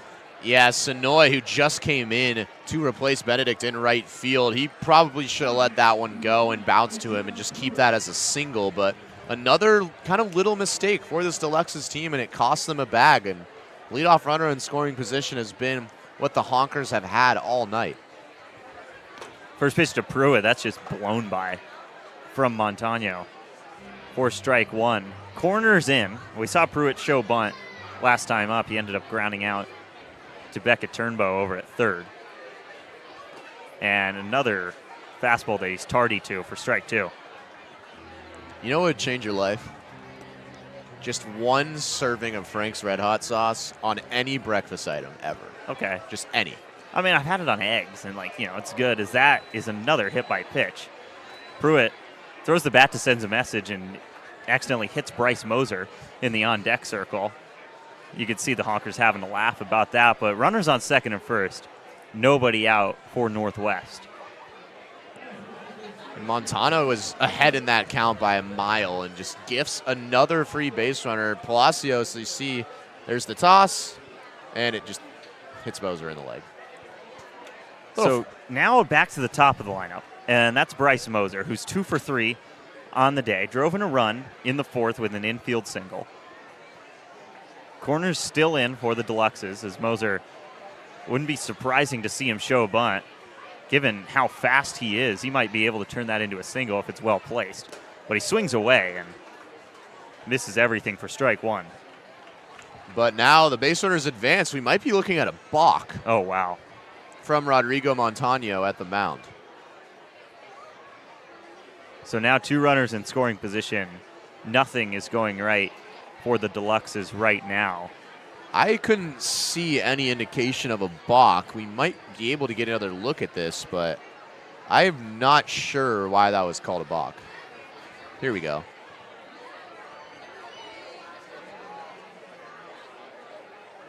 Montano, as that's fouled off by Moser, but as we watch the replay, that looks like that didn't look like a whole his lot. normal windup. Yeah. Out of the stretch, to be honest. And either way, both runners get a bag, and a pitch shouldn't have counted. So yes, 1 ball, 1 strike to Bryce Moser.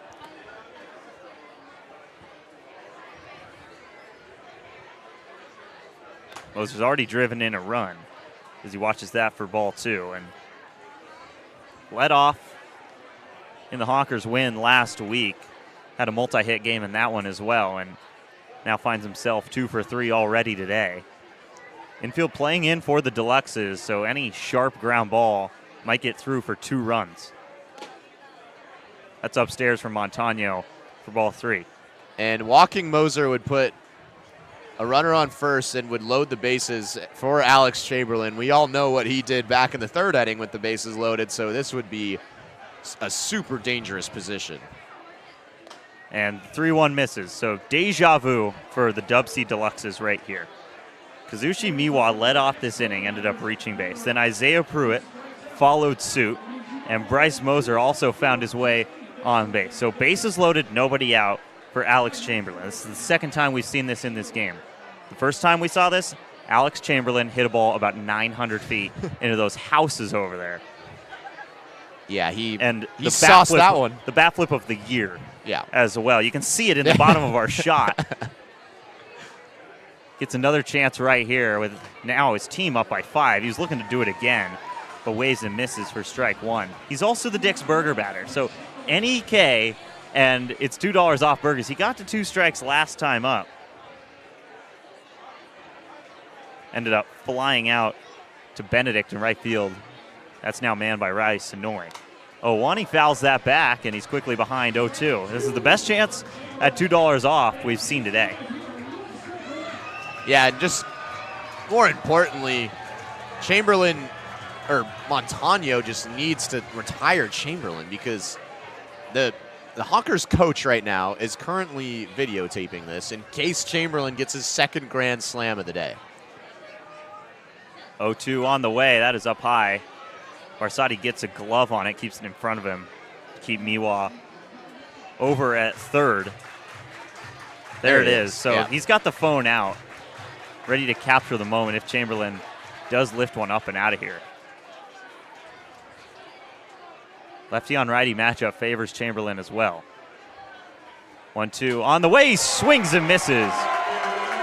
Discounted Burgers, he's hyping up the crowd here at the Friar, and I think he's feeling himself after that grand slam earlier in this game, but that'll get $2 off burgers for everybody here. Oh, it seems like the Honkers coach was happier about that. That was not a great swing. And yeah, so he was happy that he gave the crowd $2 off burgers, but I think Montano's just happier that he didn't let up another grand slam there. First pitch to Singleton catches the zone for strike one. Singleton was hit by a pitch last time up, then stole second and was going to steal third, and then a base hit from Josh Parks ended up scoring him from second base as Montano misses outside for ball one. So this was bases loaded with nobody gone to Chamberlain. If Montano was able to get out of this, that would maybe build a little bit of momentum.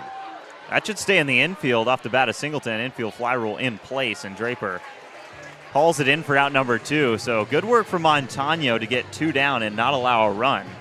Not out of the woods yet. That brings up Jason Franzel. Bag still packed.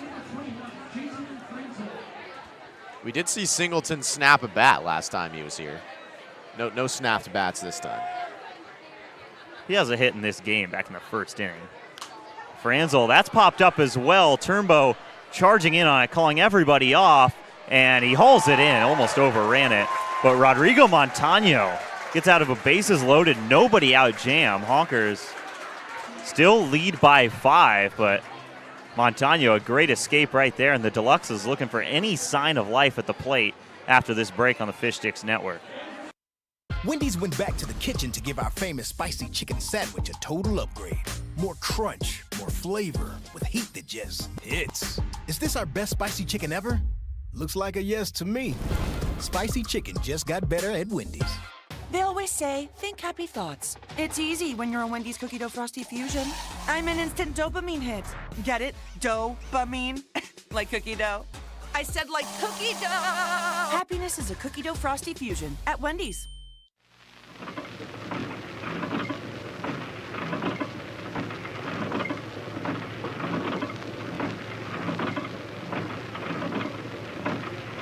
Oh, Audrey, look over there. Where? Oh, a whole herd of reindeer beers. Not herds, Audrey. Rainier's come in 6-packs. Oh, Wake up, Harley. Harley, look at the reindeers. Oh, they're just so fresh and friendly.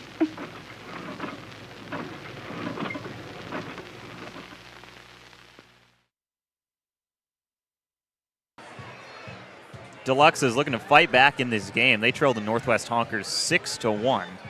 Heading into the bottom of the 6th on Dick's drive-in night. And yes, that's Dylan Vele back out for the 6th inning. He has been nails today again.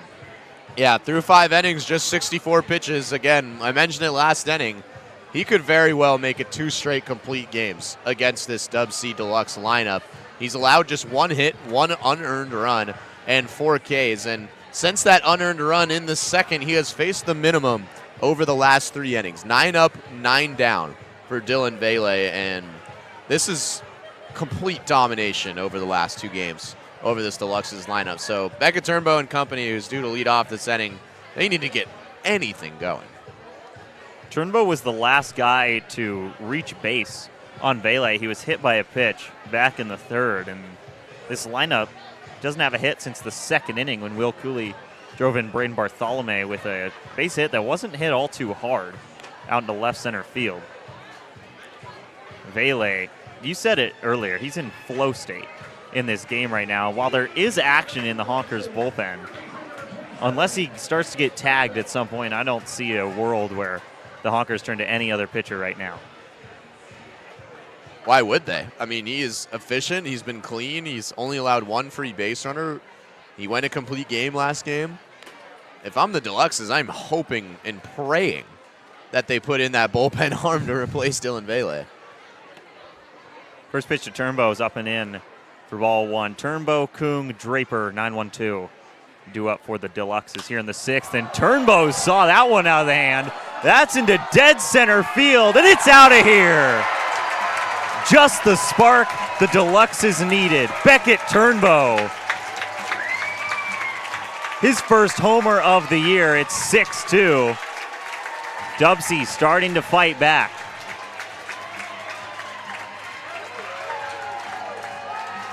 First of the summer, as you said, for Beckett Turnbow, and that couldn't come at a better time. We were just mentioning how dominant Dylan Vele had been, and then off on a 1-0 count, he just puts a fastball right down the middle.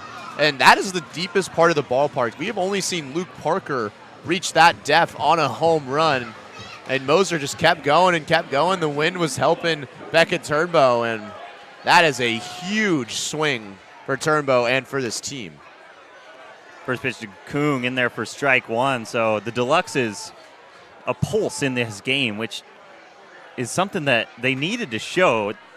Haven't scored a run, haven't had a hit since that second inning, and Beckett Turnbow does it himself to lead off the sixth. Now the top of the lineup due up for DubSea. Noah Kung in a 1-1 count. Vele looking to respond after really the first adversity we've seen for him all day. This is inside, ball two. Again, that's just the second hit of the game for the Deluxes. Kung fouls that back over towards the Dick's Burger truck outside the Friar. Count is even at 2 balls and 2 strikes. Kung and Draper back-to-back, and then that will be followed by Riley Sonoy, who replaced Noah Benedict out in the field in the top half of the inning.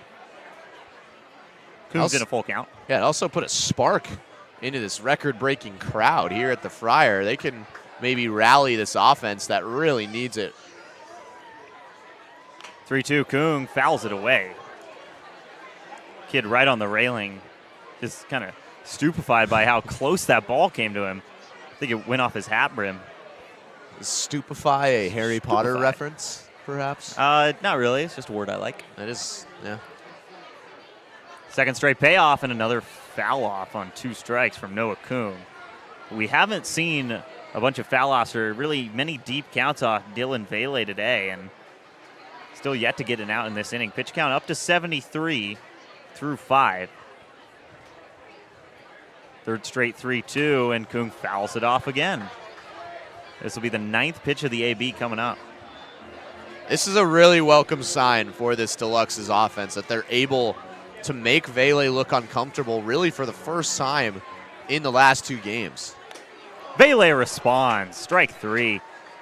Dylan Vele, such a quick worker on the mound. It didn't seem like a long at-bat, but it took 9 pitches to strike out Noah Kung, and he bounces back after the Beckett Turnbow long ball. And that was ball 4. I think Kung swung at the high cheese. I think he was just amped up after fouling off 3 straight pitches, and great comeback, as you said, from Vele. Starts off Draper with some breaking stuff that goes outside for ball 1.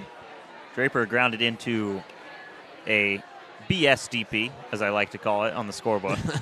A double play that was surely not a double play. That's into left field, driven hard, but not hard enough as Miwa takes a few steps back and records the out number 2.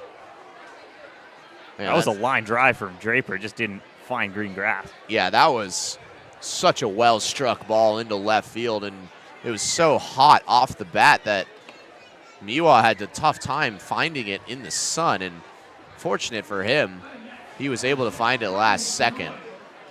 So here's Riley Sonoy for the first time today. He replaces Noah Benedict, who goes 0 for 2 with 2 Ks, and Sonoy swings through strike one from Vele. And Sonoy's been struggling too. He struck out a couple of times yesterday.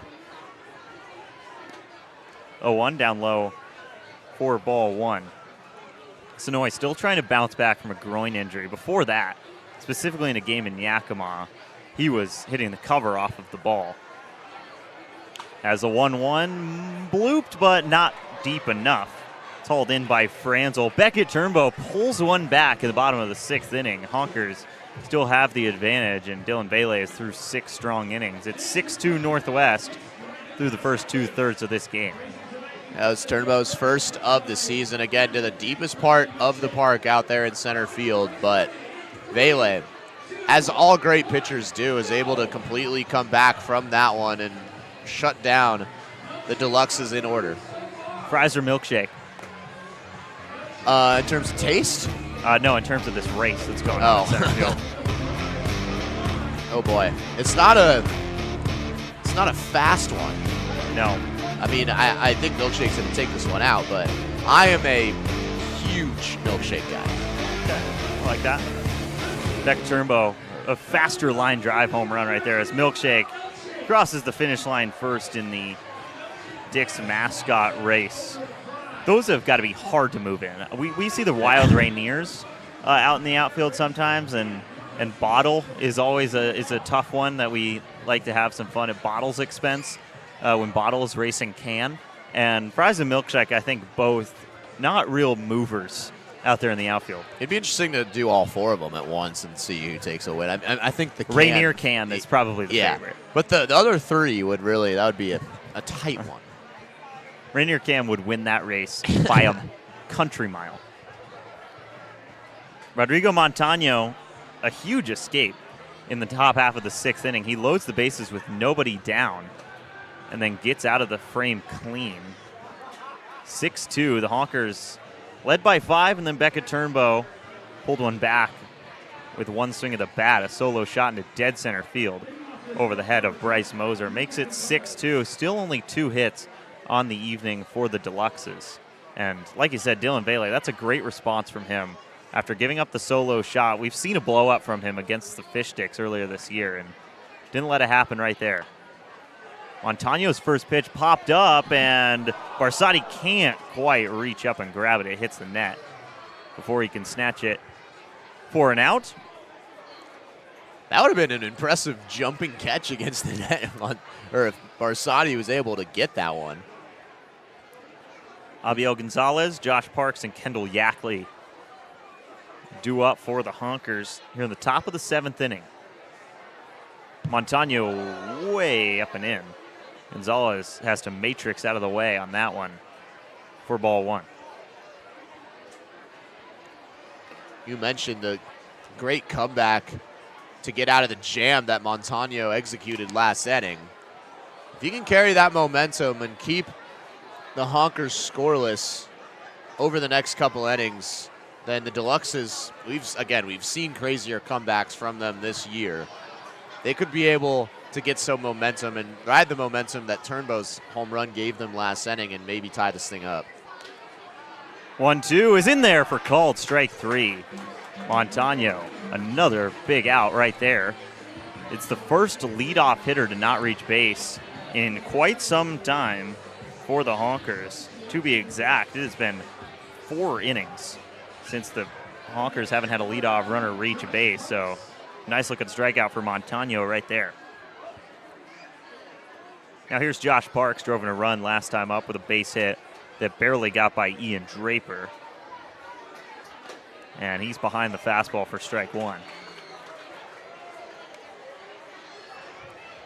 Yeah, Montano is working really nicely right now out of the pen after loading the bases with nobody gone in the last inning. He has really controlled his fastball. Like right there, the Honkers have not been able to catch up. Hardiest strikeout on the day for Parks. That was back in the 2nd inning. Montano looking for his 2nd K of the 7th. Trying to keep the Deluxes in this game. 0-2 coming. That's upside. Up high. Ball 1. Upside. Up. Up Mount Si. Don't. You got me for bloop pop or whatever I Boop said. flop. Yeah. Boop flop. Upside. It's a new one. Boop flop is way funnier, for the record, as Parks pops that up, and that'll find its way into the fishing dock. Maybe even into the Deluxe's bullpen. It's foul ball either way. So a couple of defensive changes. Alex Hamada is at second base. Cade Galen, as we expected to come into the lineup, is in left field. And then Sonoy, who we saw line out to the shortstop last inning, he's in right. 1-2, and Parks swings and misses again. 3 waves, 3 misses for Parks right there, and Montano's got 2 Ks here in the 7th. Yeah, still scoreless is Montano in this game, and that includes loading up the bases again with nobody out last inning. His third strikeout here in relief. He has done a really good job trying to withstand this Honkers offensive momentum. First pitch on the way, and big cut and a miss for Luke Altum. Altum came in on the defensive side of the ball to replace Kendall Yackley. All the way back in the 5th inning. This is his first plate appearance of the day. And Montano just missed with that one. 4-1. So 2 straight Ks for Montano, and it's been the fastball that's been working, and he got Parks to completely swing and miss on 3 in a row. Behind 2-1 to Luke Altum right here. 2 Ks to start the 7th, and Altum in a 2-strike count now. Again, just couldn't really get around to that fastball. I would expect Montano to go right back to it. 2 balls, 2 strikes, 2 outs, 2 runs for the DubSea Deluxes. They trail the Northwest Honkers by 4 here in the top of the 7th. Still only 2 hits for the Deluxes as well. Rodrigo Montano looking to strike out the side and keep the Deluxes within striking distance, and that is up in the attic for ball 3.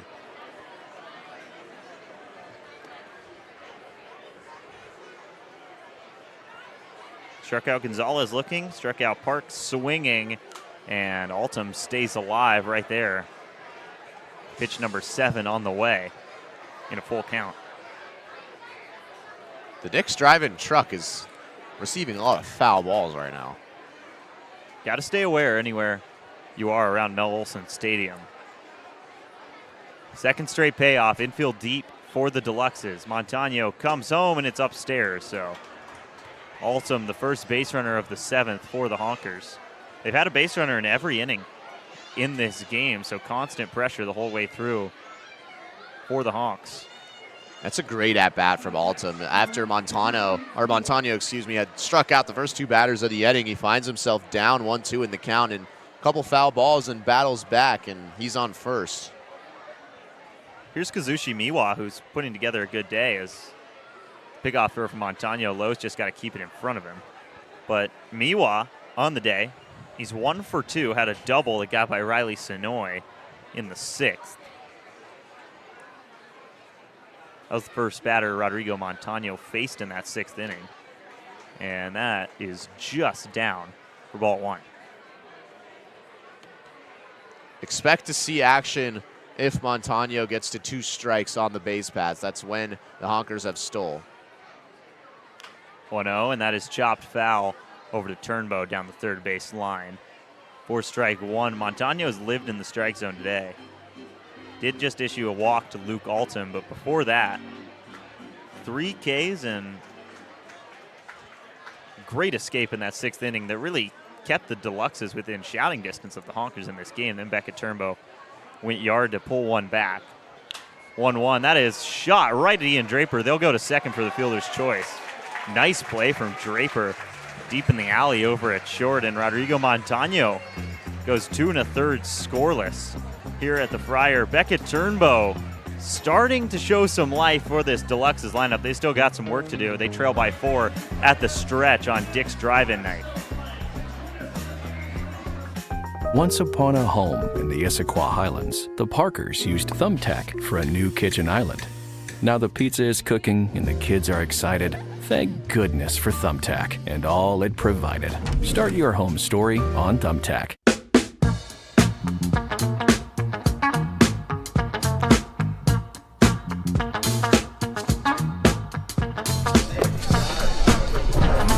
Oh, sweet.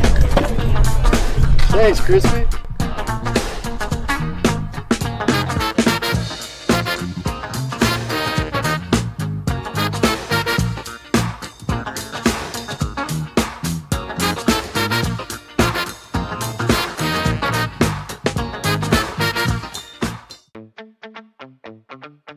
You ever wonder how Crispy gets to the fryer for games? He uses King County Metro's Rapid Ride H-Line.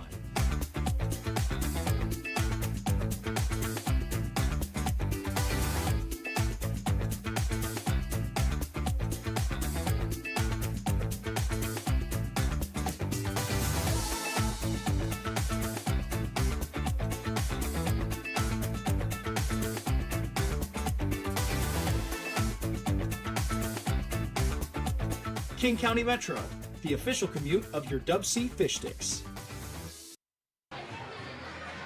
So for the first time in 15 innings, the DubSea Deluxes will not face Dylan Vele when they're playing the Northwest Honkers. Vele's day is done. He goes 6 strong innings at the Friar after a complete game last week, and Jamison Connolly will come in, but a look back at what Vele was able to do today. Yeah, 6 innings, 2 runs, one of which were earned. It was that home run to Becca Turnbow to the deepest part of the park, but no walks, 5 Ks for Dylan Vele. And, I mean, this is an absolute blessing for the Deluxes to see anyone but him on the pitcher's mound right now. Barsati chases the first pitch from Connolly. Probably sitting first pitch fastball right there. Barsati, Gullard, Bartholomew due up for the Deluxes as well.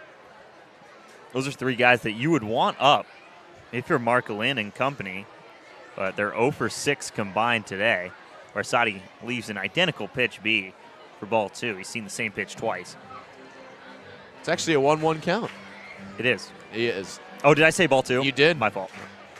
I'll own up to that one. I get one. I get one back. There's ball 2. It's a fastball that runs outside. And you said it earlier, but the Deluxes, it's not even a matter of getting hits. It's just a matter of getting guys on base right now. Yeah, and Barsati struck out way in front of an off-speed pitch. He showed that in the first pitch of this at-bat. Ahead 3-1 right here. Again, Vele issued no walks on the entire day today. And the first batter Jamison Connolly faces, he's behind 3-1 to Peyton Barsati. A dangerous hitter in Gullard on deck. 3-1 coming, and that's outside. So after 6 innings of walk-free baseball from Dylan Vele, Barsati is issued a free pass from Jamison Connolly. Maybe, I mean, that seems like a small shift, but that might be the shift the Deluxes needed. They haven't seen ball 4 all night. Absolutely, and the first time these two teams met up, the Fish Sticks on the offensive end, they scored 9 runs against the Honkers bullpen, and the Honkers don't travel a whole lot of arms up here. Now Gullard shows bunt. It's a nice one, but it trails just foul on the turf. Heads up play from Gonzalez playing over in the hot corner to let that dribble foul, and Gullard will have to come back 0-1. It's a surprise to see Gullard show bunt right there, but it was almost good enough for a base hit. Yeah, and for a guy that's blasted 3 home runs, he's driven in 18 RBIs, which is second on the team. I don't think a bunt to advance Peyton Barsati down 4 runs in the bottom of the 7th is really the best play here for the Deluxes. Really? No. It's Rylan Gullard. Let him swing away. That's all I'll say. He's been the best batter on this team the entire year. 0-1 coming. This time he swings away and fouls it back a bit ahead of the off-speed from Connolly. And Gullard behind 0-2. Seen countless 2-strike hits from Rylan Gullard this summer. And again, that also just wastes a strike for Rylan Gullard. He's usually very patient at the plate. Now with 2 strikes, it's just a whole different approach. Barsati on first. Connolly ahead on Gullard 0-2. Gullard 0 for 2 today. And he sits on the curveball and puts it in the gap for a base hit. Barsati is going to have to hold up at second. After 2 groundouts to the second baseman to start the day, Rylan Gullard had to wait an eternity for that ball to get to home plate, but drives into left center for a base hit, and the shift starting to happen for this Deluxes lineup, and all it took was Dylan Vele to finally come out of the game. Yeah, and that was textbook from Rylan Gullard on how to sit on an off-speed pitch. He doesn't let the hips release early. He keeps his weight on his back foot. He lets the pitch come to him and then does a 2-strike swing to perfectly execute a line drive base hit up the middle. And base runners is what the Deluxes need, and they've got him now. Bartholomew into left field, hit hard. Doesn't have enough sauce to get to the left field fence as Miwa stands up with the warning track and hauls it in for out number 1. That's a hard hit ball, though, from Bartholomew. Yeah, it's been such an up and down season for him, and he has been the best power guy. He has 4 home runs this year, which leads the team, and just so many times he's gotten unlucky to where he just hits line drives right at defenders, at third base, at shortstop, or at left field, and that's just another case of it there. So here's Cade Galen. Galen, a really cold start to the year at the plate, but has been hitting much better recently. Getting on base almost 4 times out of 10 this summer. Comes up with runners on second and first, 1 out. Deluxe is trying to fight back in this game. First pitch to Galen from Connolly finds the zone for strike 1. Hey, Galen from the University of Portland. Galen had a great game against the Port Angeles Lefties earlier this week, and then had a great line drive double the opposite way in yesterday's game against the Dudes. He has really picked it up. One of 3 guys on the team to have a hit against Redmond last night, but he's behind the heater from Connolly for strike 2.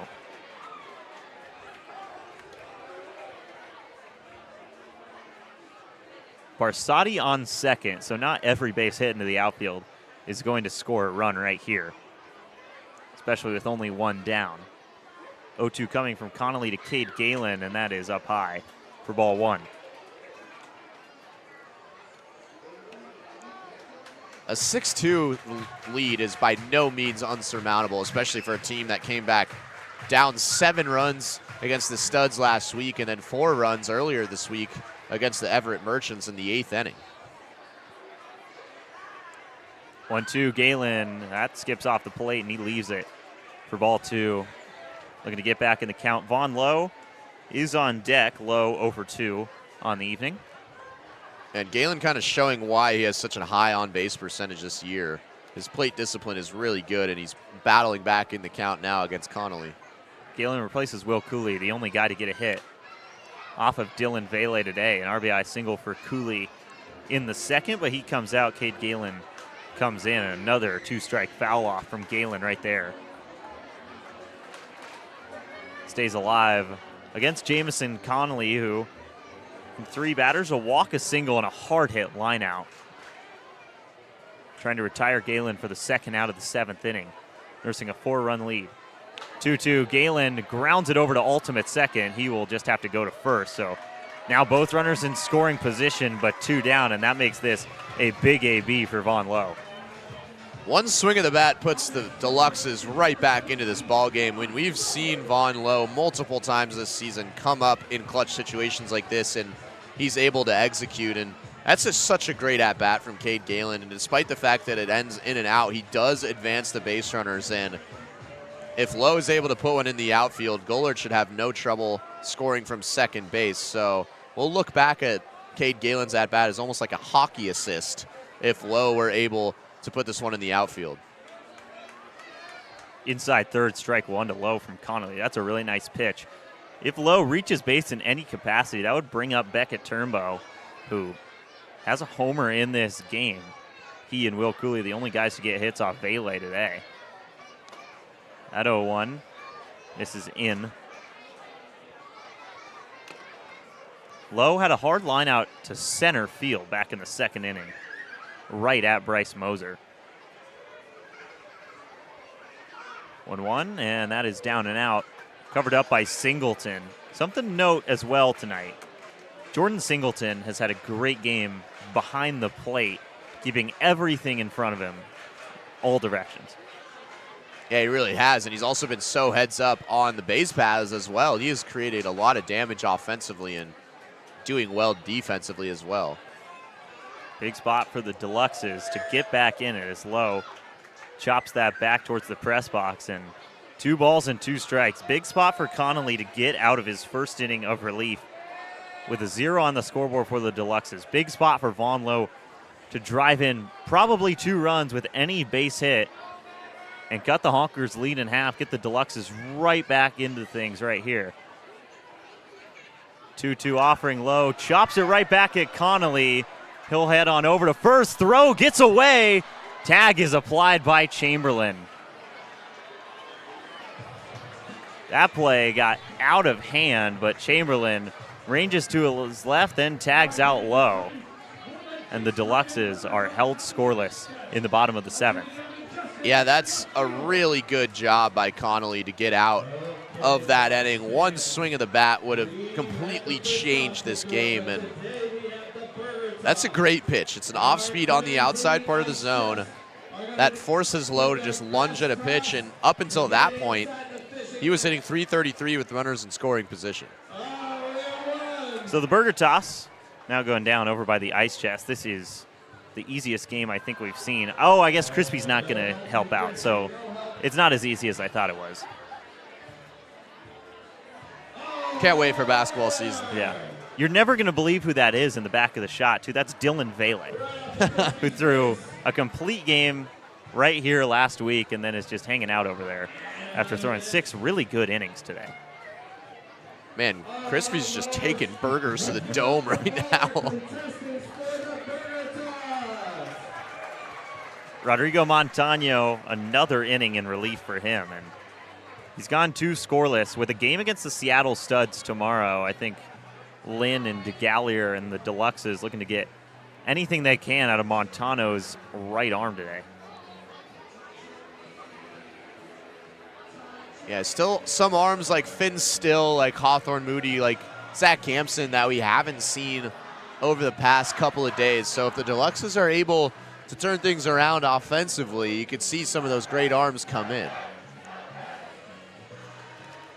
Sweet Caroline here as we head into the 8th inning. The Honkers ahead 6-2. There's a bit of life in this team, but that is really huge from Jamison Connolly to get out of that 7th inning with no runs against.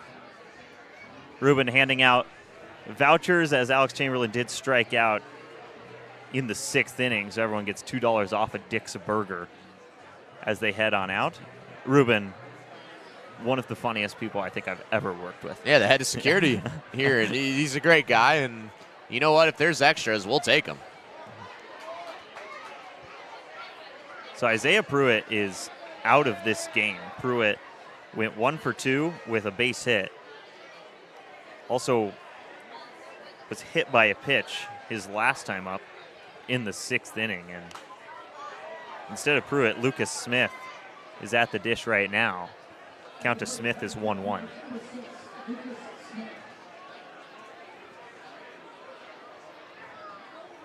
Smith, Bryce Moser, Alex Chamberlain, 9-1-2 due out for the Honkers. This will be a nice runner to keep off the bags with Moser and Chamberlain up next.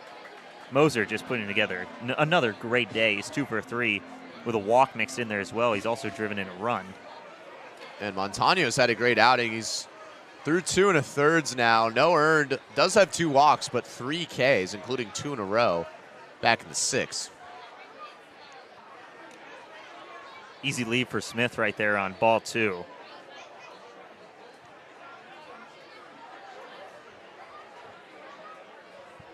Lefty Smith gears up, and the 2-2, he chases it outside. Another K for Rodrigo Montano, his 4th of the evening. He is working really well in relief. Yeah, and it's his fastball. That's been his go-to tonight. He just blew that one right by Smith. The Honkers just have not been able to come around to Montano's fastball. He kind of saw the same thing through the first 2 innings against Ryder Peterson. So lefties and fastballs right now have been the weakness for the Honkers offensively. Otherwise, they've had a great day offensively. Speaking of great days, Bryce Moser watches ball 1. Such a tough out for this team, and in 4 tries, he's reached base 3 times with a couple hits and 1 run driven in. Alex Chamberlain, who has the big swing in this game, a grand slam back in the 3rd. Those 4 runs, the difference right now. As the 1-0 is in for strike 1 to Moser from Edmonds Community College.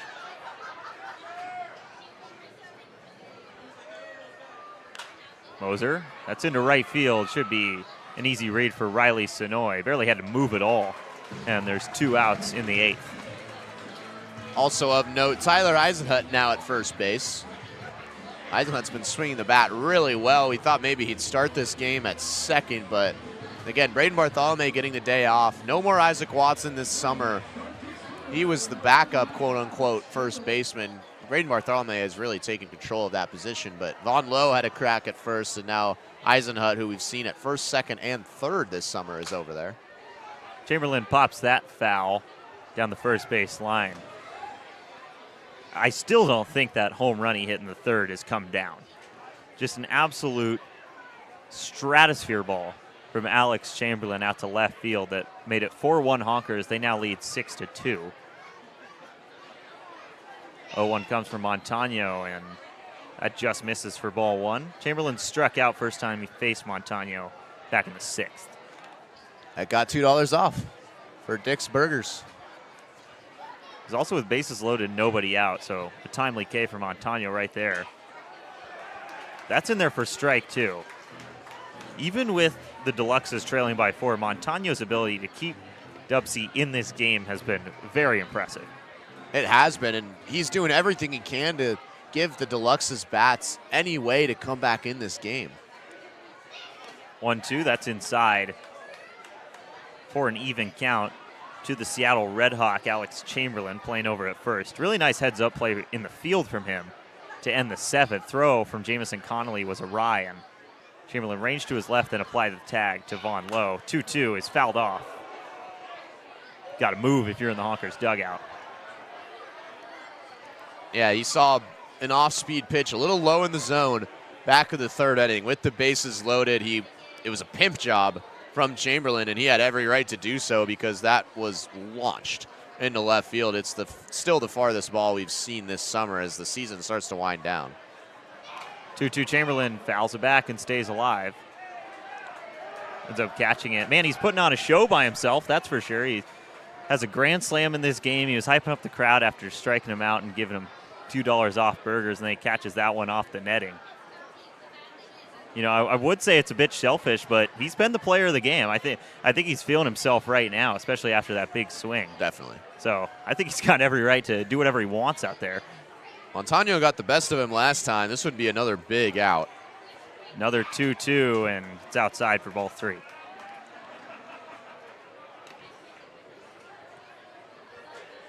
Chamberlain takes his time. Nobody on, 2 down. Montano, another good inning from him to this point. Payoff pitch on the way to Alex Chamberlain. Fastball, and that is up for ball 4. Chamberlain reaches base for the 2nd time today. Yeah, Montano just tried to push too much velocity on that fastball in that 3-2 count. Again, might be avoiding Chamberlain just a little bit. That'll bring up Jordan Singleton now. Singleton broke a bat last time he came and played at the Friar. He's had a better day today. 1 for 3 with a base hit back in the 1st, and he was also hit by a pitch and came around to score in the 5th on some really impressive base running. I mean, if you're a Mariners fan and you've seen Josh Naylor run the bases, that's kind of what Jordan Singleton looked like. Now Chamberlain delayed steal, catches Barsotti off guard. No need to slide for Chamberlain. Another stolen base for the Northwest Honkers. Well, and that's just effectively another free base that the Deluxes have led up today. We saw Singleton wreak havoc on the base paths, like you said, and I mean, there's no throwdowns to second base. There just has to be better communication. It's outside to Singleton, who looked like he had no business of swinging at that pitch, regardless of where it was. It's ball 2. Jason Franzel on deck. Franzel's 0 for 3 with a walk on the day. And 2-0. That's painted on the outside 3rd for strike 1. Maybe a generous call right there as well. It looked like Barsotti had to reach out and grab that one.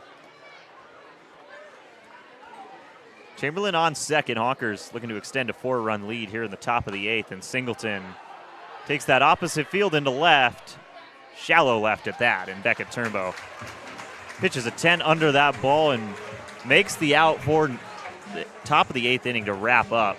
Deluxes still with a long road back. They need 4 runs in 6 outs to steal a win from the Honkers on Dick's drive-in night. Once upon a home in the Issaquah Highlands, the Parkers used Thumbtack for a new kitchen island. Now the pizza is cooking and the kids are excited. Thank goodness for Thumbtack and all it provided. Start your home story on Thumbtack. Wendy's went back to the kitchen to give our famous spicy chicken sandwich a total upgrade. More crunch, more flavor, with heat that just hits. Is this our best spicy chicken ever? Looks like a yes to me. Spicy chicken just got better at Wendy's. They always say, think happy thoughts. It's easy when you're a Wendy's cookie dough frosty fusion. I'm an instant dopamine hit. Get it? Dope-amine? Like cookie dough. I said like cookie dough! Happiness is a cookie dough frosty fusion at Wendy's.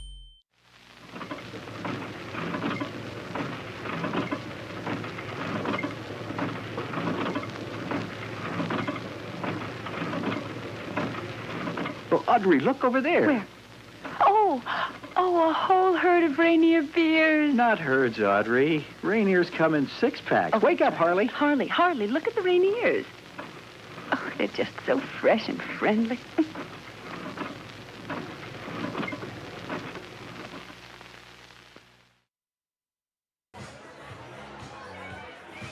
6-2, Honkers leading the Deluxes in the middle of the 8th inning. Jamison Connolly back out for his 2nd inning of relief for the Honks today. And Beckett Turnbow, last time up for Turnbow, he sent one out of here to dead center field, the deepest part of Mel Olson Stadium. And he leads off the 8th with the Deluxes onto their last legs in this game, really.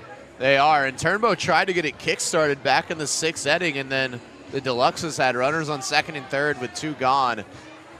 Last inning in the bottom of the 7th, and we've seen the Deluxes multiple times this season go crazy in the 7th inning, and Connolly was able to shake off a tough start. Here's another look at the Beckett Turnbow home run back in that 6th inning, but that was a momentum crusher back in the 7th as Vaughn Lowe grounded out right to Connolly with runners on 2nd and 3rd. One swing of the bat would have made this a whole new ball game. So 6 outs to make up 4 runs do the Deluxes have, but they did come back from 4 runs down on Monday against the Merchants. Yeah, very similar situation to up at Funko Field on Monday. The Fish Sticks were down 5-1 in the top of the 8th inning, ended up plating 4 runs in the 8th, tied it up at 5, eventually lost on a walk-off up in Everett 6-5 to a Merchants team that's been playing some really good baseball as of late.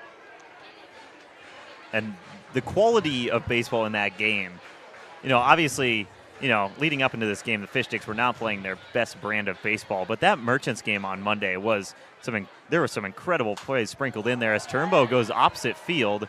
It's going to trail foul for strike 2.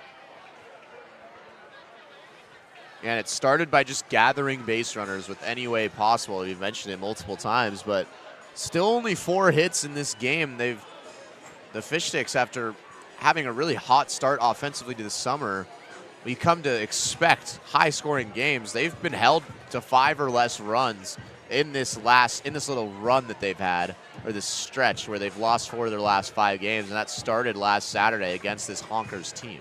So just looking to flip a switch offensively, and any spark of momentum could help do that. And Turnbow tried his best back in the 6th. 1-2 Turnbow waves and misses. Jamison Connolly starts the 8th with a strikeout swinging. That'll send it back up to the top of the order where Alex Hamada comes up. So Alex Hamada replacing Noah Kuhn. And Hamada's done well this season at getting on base with hard contact, but has been struggling as of late at the dish.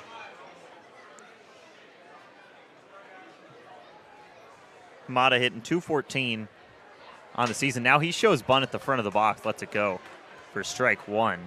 Connolly, a bumpy start to the outing, a walk followed by a base hit from Ryland Gullard, but since then he's been great. 4 straight outs against the bottom of the Deluxe's order, and he's ahead 0-2 on Hamada here. Coombe finishes his day 0 for 3 with a couple Ks. Not the best day we'll ever see from Noah Coombe. 0-2 way outside for ball 1. Yeah, now just 5 outs to go, and as you mentioned, Connolly, after shaking off a pretty rough start in his first the first relief appearance that the Sticks have seen in the last couple of games, after Vele finally, after 15 straight innings against this team, was relieved for the pen. And okay, maybe the Sticks thought they could gather some momentum. They started hitting Connolly hard, but since then it has been shut down, and that's just what Connolly has needed. Hamada grounded. Franzel was playing up the middle, and Hamada will reach base.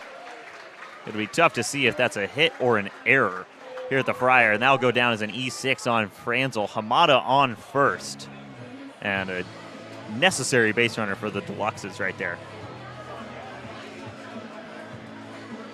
Well, Ian Draper, we've seen him hit. That one will go down as an error for Franzel. It's short, but Ian Draper has already hit a 2-run home run in this week for the Deluxes, and one swing of the bat again makes this such a whole different ball game. That's the second error of the game for the Honkers. The Deluxes only have 3 hits. They've almost reached more on errors than they have hits in this game. Counts 1-0 from Connolly to Draper, and swings through that one for strike 1. Yeah, Draper thinking about that 2-run shot that I just alluded to on that swing.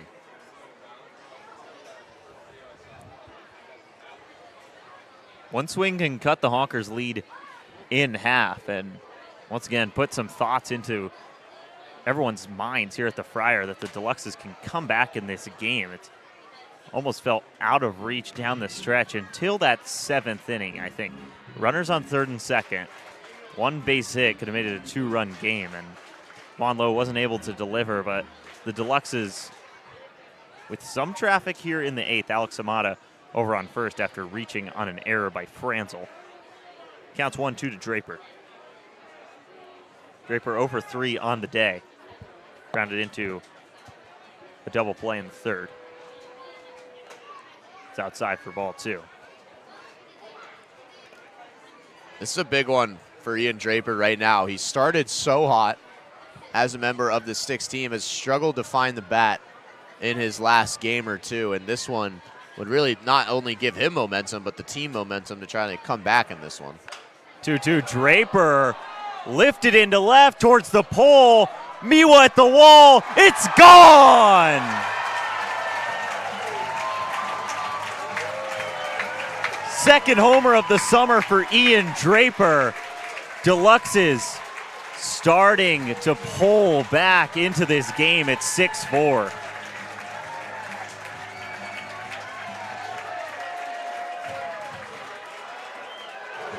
Boy, that was just what I was talking about. Literally the pitch earlier.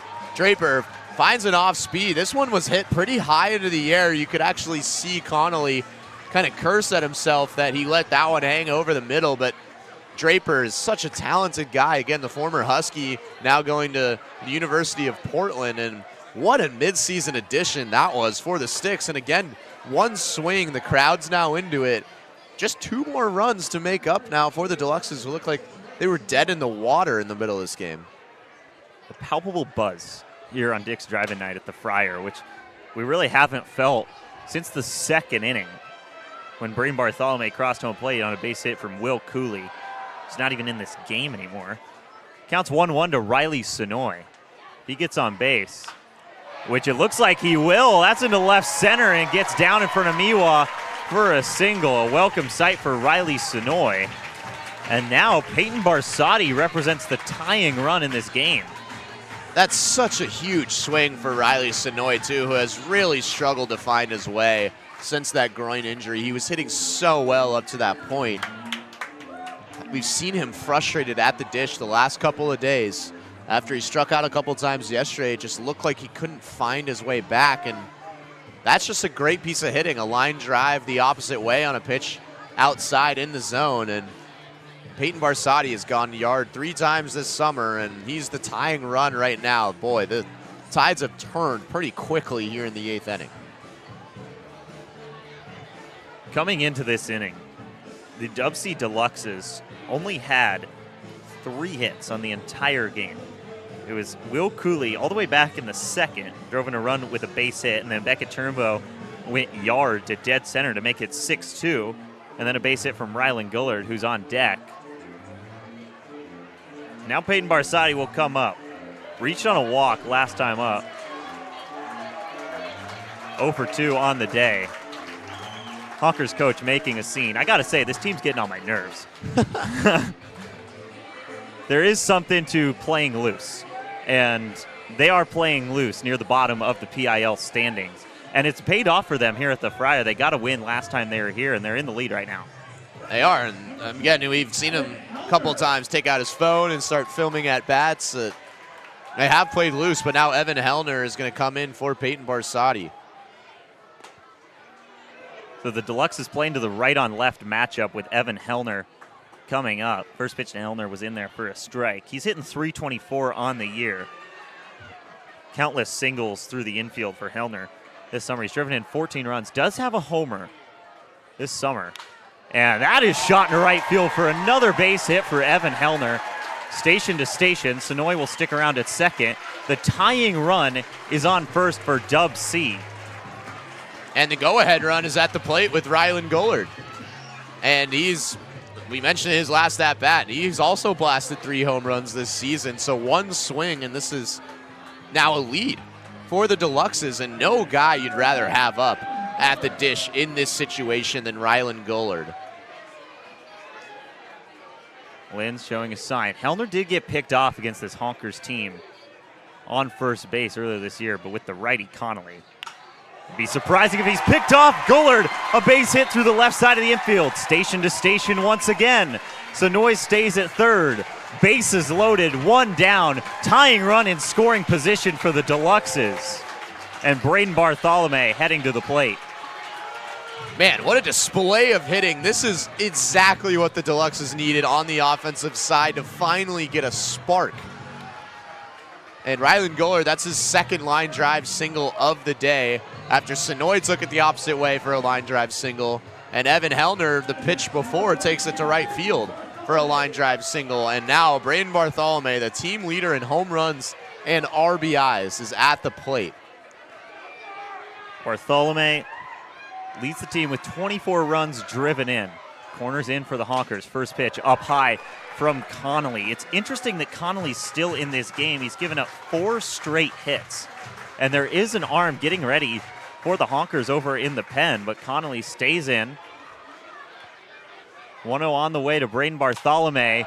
Into right field. Should bring home a run. Sonoy tags up. Hellner moving to third.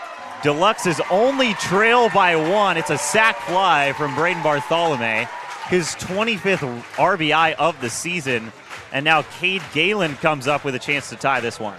And the franchise record for the largest crowd still in attendance here, despite not loving what they were seeing through the first 7 innings.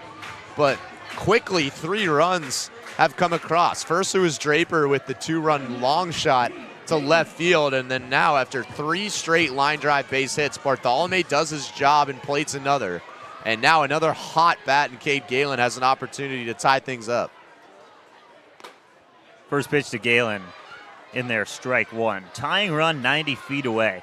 The Deluxes trailed 6-1 heading into the bottom of the 6th inning. Then Beckett Turnbow, a solo shot, made it 6-2, and then 3 runs here in the bottom of the 8th. And now this game, a brand new feeling here at the Friar. 1-0 looped in, or excuse me, that was 0-1, looped in for strike 2. Yeah, it was interesting to see Galen let that first pitch go. It was a fastball just right over the heart of the plate. So wait, what's the count here? It's 0-2. It's 0-2. Okay, I thought so. It says 1-1 here at Mel Olson Stadium on the scoreboard, but the count is 0-2. Galen behind here. And he lets that go. It gets by. Hellner breaking for home. Can he beat Singleton? He can! This game is tied. Gullard in scoring position. Man, this game has done a complete and quick 180. And we talked about last inning, Jordan Singleton has done a great job keeping the ball in front of him. And there was really nothing special about that pitch. He just got a little lazy and reached inside, and Hellner a great jump. And now the go-ahead run in scoring position. Galen watches that up high for ball 2. Gullard can go. A base hit likely gives the Deluxes their first lead since the the third inning. They win to the third inning leading, and then Alex Chamberlain, a grand slam to put the Honkers out in front. They led by as many as 5 runs in this game. This is not the first time we've seen the Deluxes have a big-time comeback this year, and they are right back in this game. 2-2 count to Cade Galen. He has a walk-off this year, albeit it was a walk. Back on June 27th against the Dudes. 2-2 on the way. It's fouled back. Galen stays alive. He took one of the biggest hacks we've seen this season from Cade Galen on that one. And Tyler Eisenhut is waiting on deck. Another guy who's delivered in clutch situations. And this is what Cade Galen did in his last at-bat. He just battled and battled down in the count. Did eventually end in a ground out. So we'll see what Galen can do here. 2-2 coming. Galen leaves it, and it's down. Full count to Cade Galen. Such a disciplined hitter. Tyler Eisenhut, it would be his first plate appearance of the day. A defensive substitution for Vaughn Lowe in the top half of this 8th inning. Payoff pitch from Connolly to Galen. Gullard on second. Infield shifted to the right side. Here it comes. Grounded over to the second baseman. Ultimately mishandles it. Hard turnaround third. Gullard scores. Deluxe is in front. Are you kidding me? They've done it again. Boy, that was a rough showing at second base from Luke Altum. He lets it get by him and then just jogs. He saunters after that ball, and Gullard's at second base. You need to hustle right after that ball. And after so many mistakes that the Deluxes made earlier in this game, that is a huge one for Altum at second base, and suddenly the Deluxes have the lead. What has happened at the Friar tonight? 5 runs in the bottom of the 8th for the DubSea Deluxes, and in a game where they felt dead to rights the whole way through. It would be their 5th loss in 6 games. They now lead in the bottom of the 8th inning. Galen, plenty of speed on first. We might see him go, and the 0-1 is outside to Tyler Eisenhut. Again, first time we've seen Eisenhut at the plate today, and if he reaches base, that means the Deluxes have batted around. Becca Turnbow, who struck out to lead off this 8th inning, is on deck. 1-1 coming. Eisenhut fouls it right into his ankle for strike 2. Kyle, can you put into words what has happened to the Northwest Honkers in this inning? Well, I can, and I think it's been great hitting. It started with that 2-run shot from Ian Draper, but Connolly has now been out far too long in relief. We saw a mound visit already, and they just have kept him in, and the Deluxes have taken advantage. Galen breaks for second. He's got all kinds of speed, and he's in easily. Another runner in scoring position for the Deluxes as Eisenhut watched ball 2. And now, if the Deluxes are able to take a 2-run lead into the 8th, this is a brand new atmosphere for the Honkers. All you need is one swing to tie this game if you're the Honkers right now, but another run would be the cherry on top on a dream 8th inning for the Deluxes. 2-2 to Eisenhut. Up the middle. Tough play for Franzel. He slides, hauls it in. Nice play from Jason Franzel. But the DubSea Deluxes, in front of one of the largest crowds in franchise history, put up 5 runs in the 8th and head into the top of the 9th, leading 7-6. And now the closer is going to come out in the water taxi.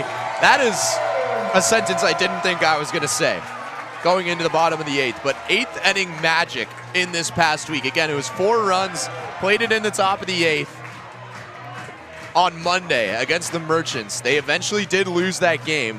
But here tonight, 4 hits, all game after 3 hits yesterday going into the 8th inning, and then a 2-run shot from Ian Draper, and then just chaos from there. And 5 runs have come in, including the last 2, which were from errors in the field by the Honkers. And now Tyler Maurer, who we saw yesterday, comes in with an opportunity to close this thing out. Maurer from Bellevue College, rocking the 22 today. Only threw on 3 1/3 for this team. Ryder Peterson, usually a primary option in this closer role for the Deluxes, started this game. So he is unavailable, but you've still got Finn Still in the can if you're DubSea, and they go with Tyler Maurer. Yeah, I expected Still to be the arm to come out, but again, Maurer pitched yesterday, and it wasn't the best outing for him. It wasn't the best outing for any fish stick pitcher yesterday, but it's interesting that they go with Tyler Maurer out of the pen. For the 2nd straight day, he will be on the mound. This will be his 3rd overall appearance. Again, another late addition for this team.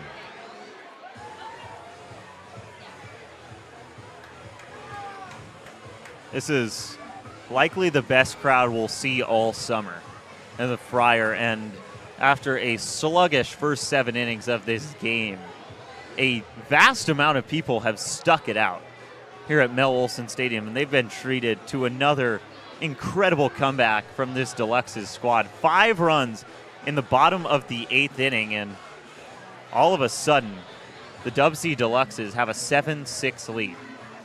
They were the first team to strike in this game. They scored 1 in the bottom of the 2nd, but after a grand slam from Alex Chamberlain in the top of the 3rd, the Honkers were in full control the whole way through until an avalanche of hits and an error from Luke Altum that might ring huge in this game. 4-5-6, Franzel, Gonzalez, Parks due up for the Honkers. All they need is 1 run to tie this up. First pitch from Maurer, up high, ball 1.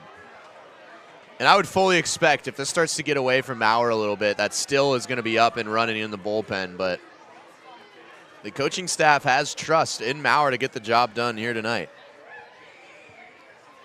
1-0, that is shot over. Ian Draper, full extension. 2 hops the throw, but it doesn't get to Eisenhut in time. Almost an incredible play from Ian Draper. He keeps it in the infield, but a leadoff runner for the Honkers. Yeah, that would have been an incredible play. That was sauced off the bat from Franzel. And he had to get up in a hurry and fire that over to first base. Franzel's got some speed, so that wasn't an error by any means by Ian Draper, as DeGallier's already going to come out to talk to Maurer. So another quick mound visit. We saw this for Jaden Palacios as well, and Maurer, again, Finn Still is usually the /1 option in this situation for the Deluxes. We saw him close out a game against the Blackfins last Friday. That's now 8 days ago. He went 1-2-3 with a couple Ks in just some big-time innings. But now you've got Jason Franzel on first, Abiel Gonzalez, who's 1 for 4 on the day at the plate. And the Honkers, like I said earlier, this team is playing loose right now, and they got a win last time they were here. They've been ahead the whole way virtually tonight, and now they really have nothing to lose in this game. The Deluxes do. So the Honkers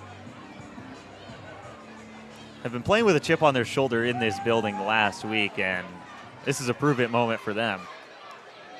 Runner on first, nobody out. Abiel Gonzalez coming up to the dish. Again, Finn Still hasn't thrown in a couple of days.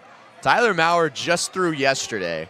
DeGallier went out to talk to him after the first batter, and he's taken off. Franzel, that's popped up. Franzel's going to have to come back to first. It's in the air for a little too long for the Deluxes to double up, but that's a big out for Tyler Maurer.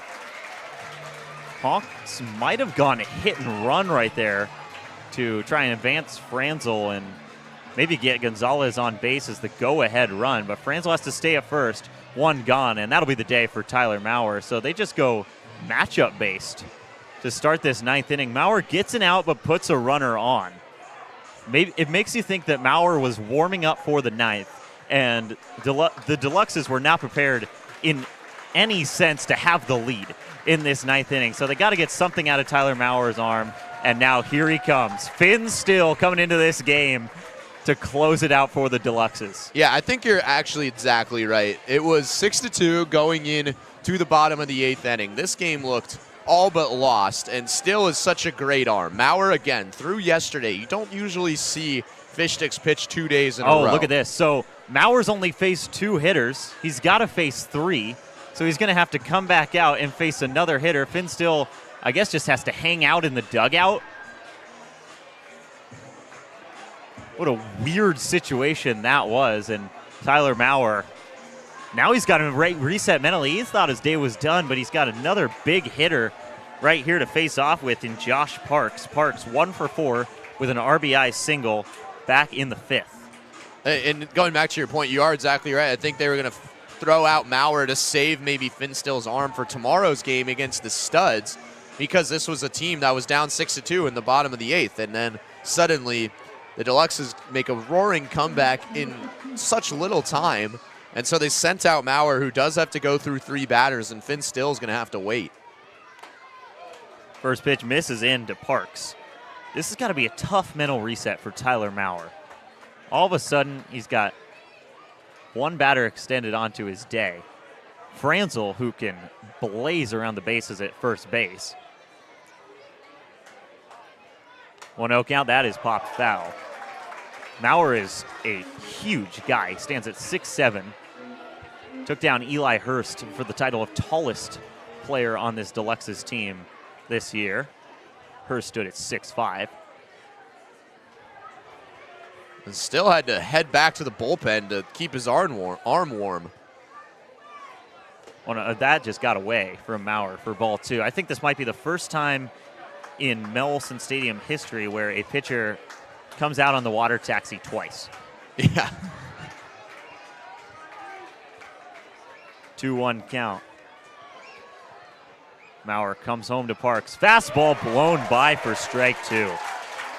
And Parks has really struggled on that fastball all game. We saw it earlier in the game against Ryder Peterson and then also against Rodrigo Montano. So there is no reason for Mauer to go with anything other than a fastball. 2-2. No reason to deviate from the fastball right now. You're right. It's on the way. It's a fastball. It's painted for strike 3.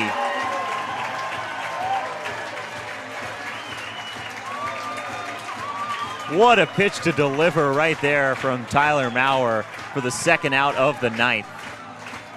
Now, do they leave him in or bring in Finn Still with 2 down? It looks like the infield is converging, and now that will officially be the day for Tyler Mauer. So allows a leadoff single, but 2 big outs right after that. And Finn Still coming in for a 1-out save. Man, that does, I mean, at this point, it does beg the question, do you just keep him out there? He almost had the first out of the inning with that line drive ground ball over to short.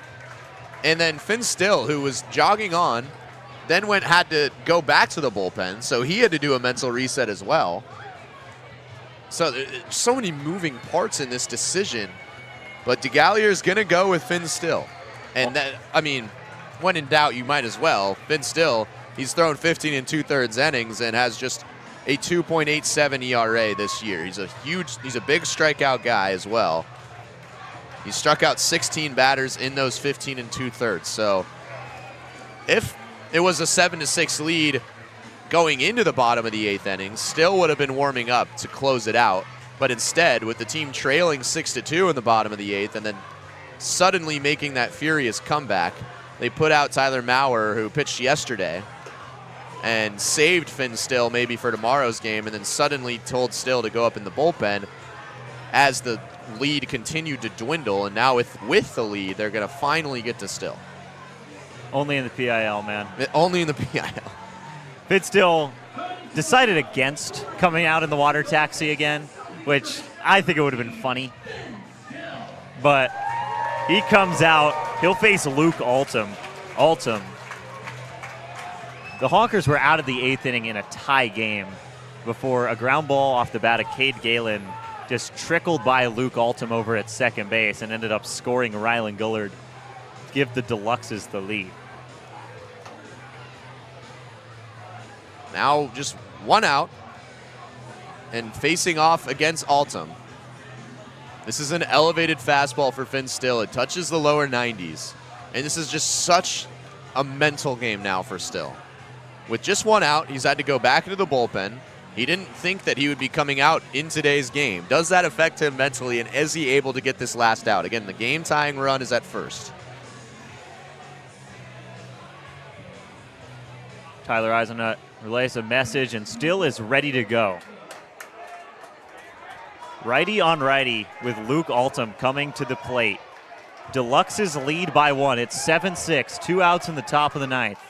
DubSea 1 out away from an improbable win. First pitch, blow by for strike 1. That is what Finn Still does with that heater. No reason to go to anything but that. Probably half the crowd here at the Friar, at least down the first base line, on their feet. 0-1. Another fastball grounded over to Hamada. He'll go to first. Deluxes pull off another comeback. Unbelievable stuff at the Friar tonight. Man, we talked about it in the opening, how this team was in desperate need of a reset. They had lost 4 of their last 5 games, which started with the 6-4 loss last Saturday against the Honkers, and through the first 7 innings of this game, it was more of the same. They were down 6-2. They couldn't get anything going on offense. It looked like they were just heading for another loss, which was so uncharacteristic for this team. And then suddenly the bottom of the 8th inning happened, and it started with Ian Draper's 2-run home run to pull things back within striking distance, and then 3 straight line drive singles by Riley Sonoy, Evan Hellner, and Rylan Gollard got things going. Braden Bartholomew with a sac fly to right field to plate Riley Sonoy, and then 2 mistakes in the field. One by the catcher, Jordan Singleton, that let the ball get by him, and Evan Hellner scored. And then an error at second base by Luke Altum that plated the winning run. So, man, what a comeback, and no better time to do it for the Deluxes, who are going to try to ride this momentum into tomorrow night. 5 runs in the bottom of the 8th inning. Another 1-run win at the Friar for the Deluxes in front of one of the largest crowds in DubSea history. And Kyle, Deluxe of the game, it was a large cast of characters tonight for a Deluxes win, but I think we're both on the same page here. We're going to go with Rylan Gollard. Yeah, there's a couple different options. Obviously, Beckett Turnbow had the home run back in the 6th inning, his first of the year, that went to the deepest part of the park, that we thought, okay, maybe that'll change the momentum a little bit, and then almost went to Ian Draper as well, who had the 2-run shot, as I mentioned, in the 8th inning. But Rylan Gollard was 2 for 4 in this game, and 2 huge singles as well. The line drive singles to left field and up the middle, and he also scored the go-ahead run. It was smart base running. He advanced on a pass ball, and then on that error by Luke Altum, he couldn't get around, and Rylan Gollard capitalized. So here's a look at the game highlights. And this was how the first run was plated. Braden Bartholomew, a deep fly ball, and it was an error by Moser out in center that allowed him to get to second base. And then very next pitch, he would come around to score. And then this was Turnbow's home run after nothing in between the 2nd and 6th innings. And the Fish Sticks basically staring at another loss and a 5-1 deficit. Turnbow finally comes around on a ball, his first of the campaign. And then again, nothing until the bottom of the 8th inning.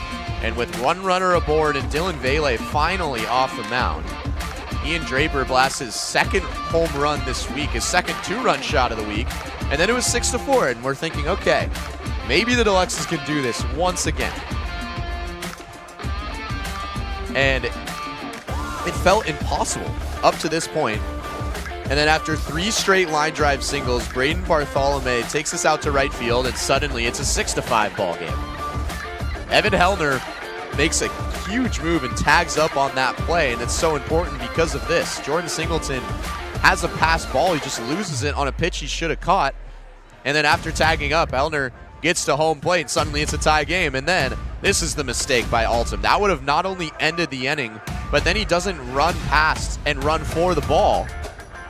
And that scores Rylan Gullard, who is tonight's stick of the game, and he's going to be joining us on the headset. What's up, guys? How's it going? How we doing? So you've been in the leadoff spot for so long. You get moved down to 5th in the lineup today, but 2 for 4, and then you score the game-winning run. You cross home plate in the bottom of the 8th inning. That's a weird one to read right there, but... Oh, yeah. Okay. Well, Crispy was getting in the way. Crispy, move. Yeah, can you say that again? Yeah, I can. So you get moved down to 5th in the lineup after leading off for so long this summer, but 2 for 4, a couple big hits down the stretch, and you end up crossing home plate to give your guys the game-winning eventually the game-winning run. I mean, does your approach change when you're hitting leadoff as opposed to hitting 5th, especially in those big spots? No, approach doesn't really change. I was just looking for the fastball. I haven't really gotten a bunch of fastballs lately. Got a bunch of sliders, which is I'm not a fan of. But you just stick with the plan. It's eventually going to work out. You don't go away from it. So, yeah, I just got to keep on taking these ABs serious. And, yeah, that's pretty much it. And this team has been able to manufacture a couple of crazy comebacks over the last 2 weeks. Another one here tonight, 5 runs in the bottom of the 8th inning. Can you try to put into words how this team is able to do this? Oh, no, it's unreal. I mean, I've never been a part of something like this. I mean, you're in the 8th inning, and you don't think, like, we're going to come back, have no faith. But, again, like, every time we find a way to come back, it's unreal. So, yeah, that's something special. Yeah, and then you're going into a big game tomorrow down in Tacoma against the Studs, and it wasn't the best brand of baseball that this team has played all year leading up into this game. What's a win like that mean, especially going down into the home stretch of the league play? No, definitely. Like, we just got to keep whatever we got left. I know we've had, like, I don't know how many games. You guys probably know. But it's a lot. Yeah. I mean, we've had so many games, but what's up? Thank you for guys for coming out, yeah. No, we have a lot of games, but I don't even remember the question, but we just got to keep on going. Use all the energy we have up. We have a bunch of guys on the team, so we just keep on using them. So, yeah. One more question, Rylan. We mentioned it on the radio broadcast in Bellingham, but were you able to see your picture that was posted on the I needed to tell you guys about this. No way you guys are making fun of me. That picture was taken in the fall, and surprisingly or not, it was my best picture ever. I love that. And we were talking about it. I don't think anyone actually saw it on the radio broadcast, but that was a classic picture. We didn't expect anyone. We also like the one of Tyler. Oh, yep. That's funny. Yeah. We all like Cade's. He got like a buzz cut and everything going. Yep. That was a great one. Well, Rylan Gullard, multi-hit game once again. Stick of the game. Came around to score the go-ahead run in another wild win for the Deluxes. Hey, enjoy the night, Rylan. Another one tomorrow. Thank you so much. We appreciate you. I know it's kind of a C down there, so go ahead and take off. All right. See you guys. Appreciate it. Bye. Rylan Gullard, a couple big hits down the stretch, including one in the 8th, and then he comes around on a really nice read and scores the go-ahead run. There were a lot of contenders tonight for stick of the game. It was a pretty even race. You've got Beckett Turnbow, who had a homer in this game, and then our Dick's drive-in of the game, Ian Draper. Just a huge swing in that 8th inning, a 2-run bomb into left field.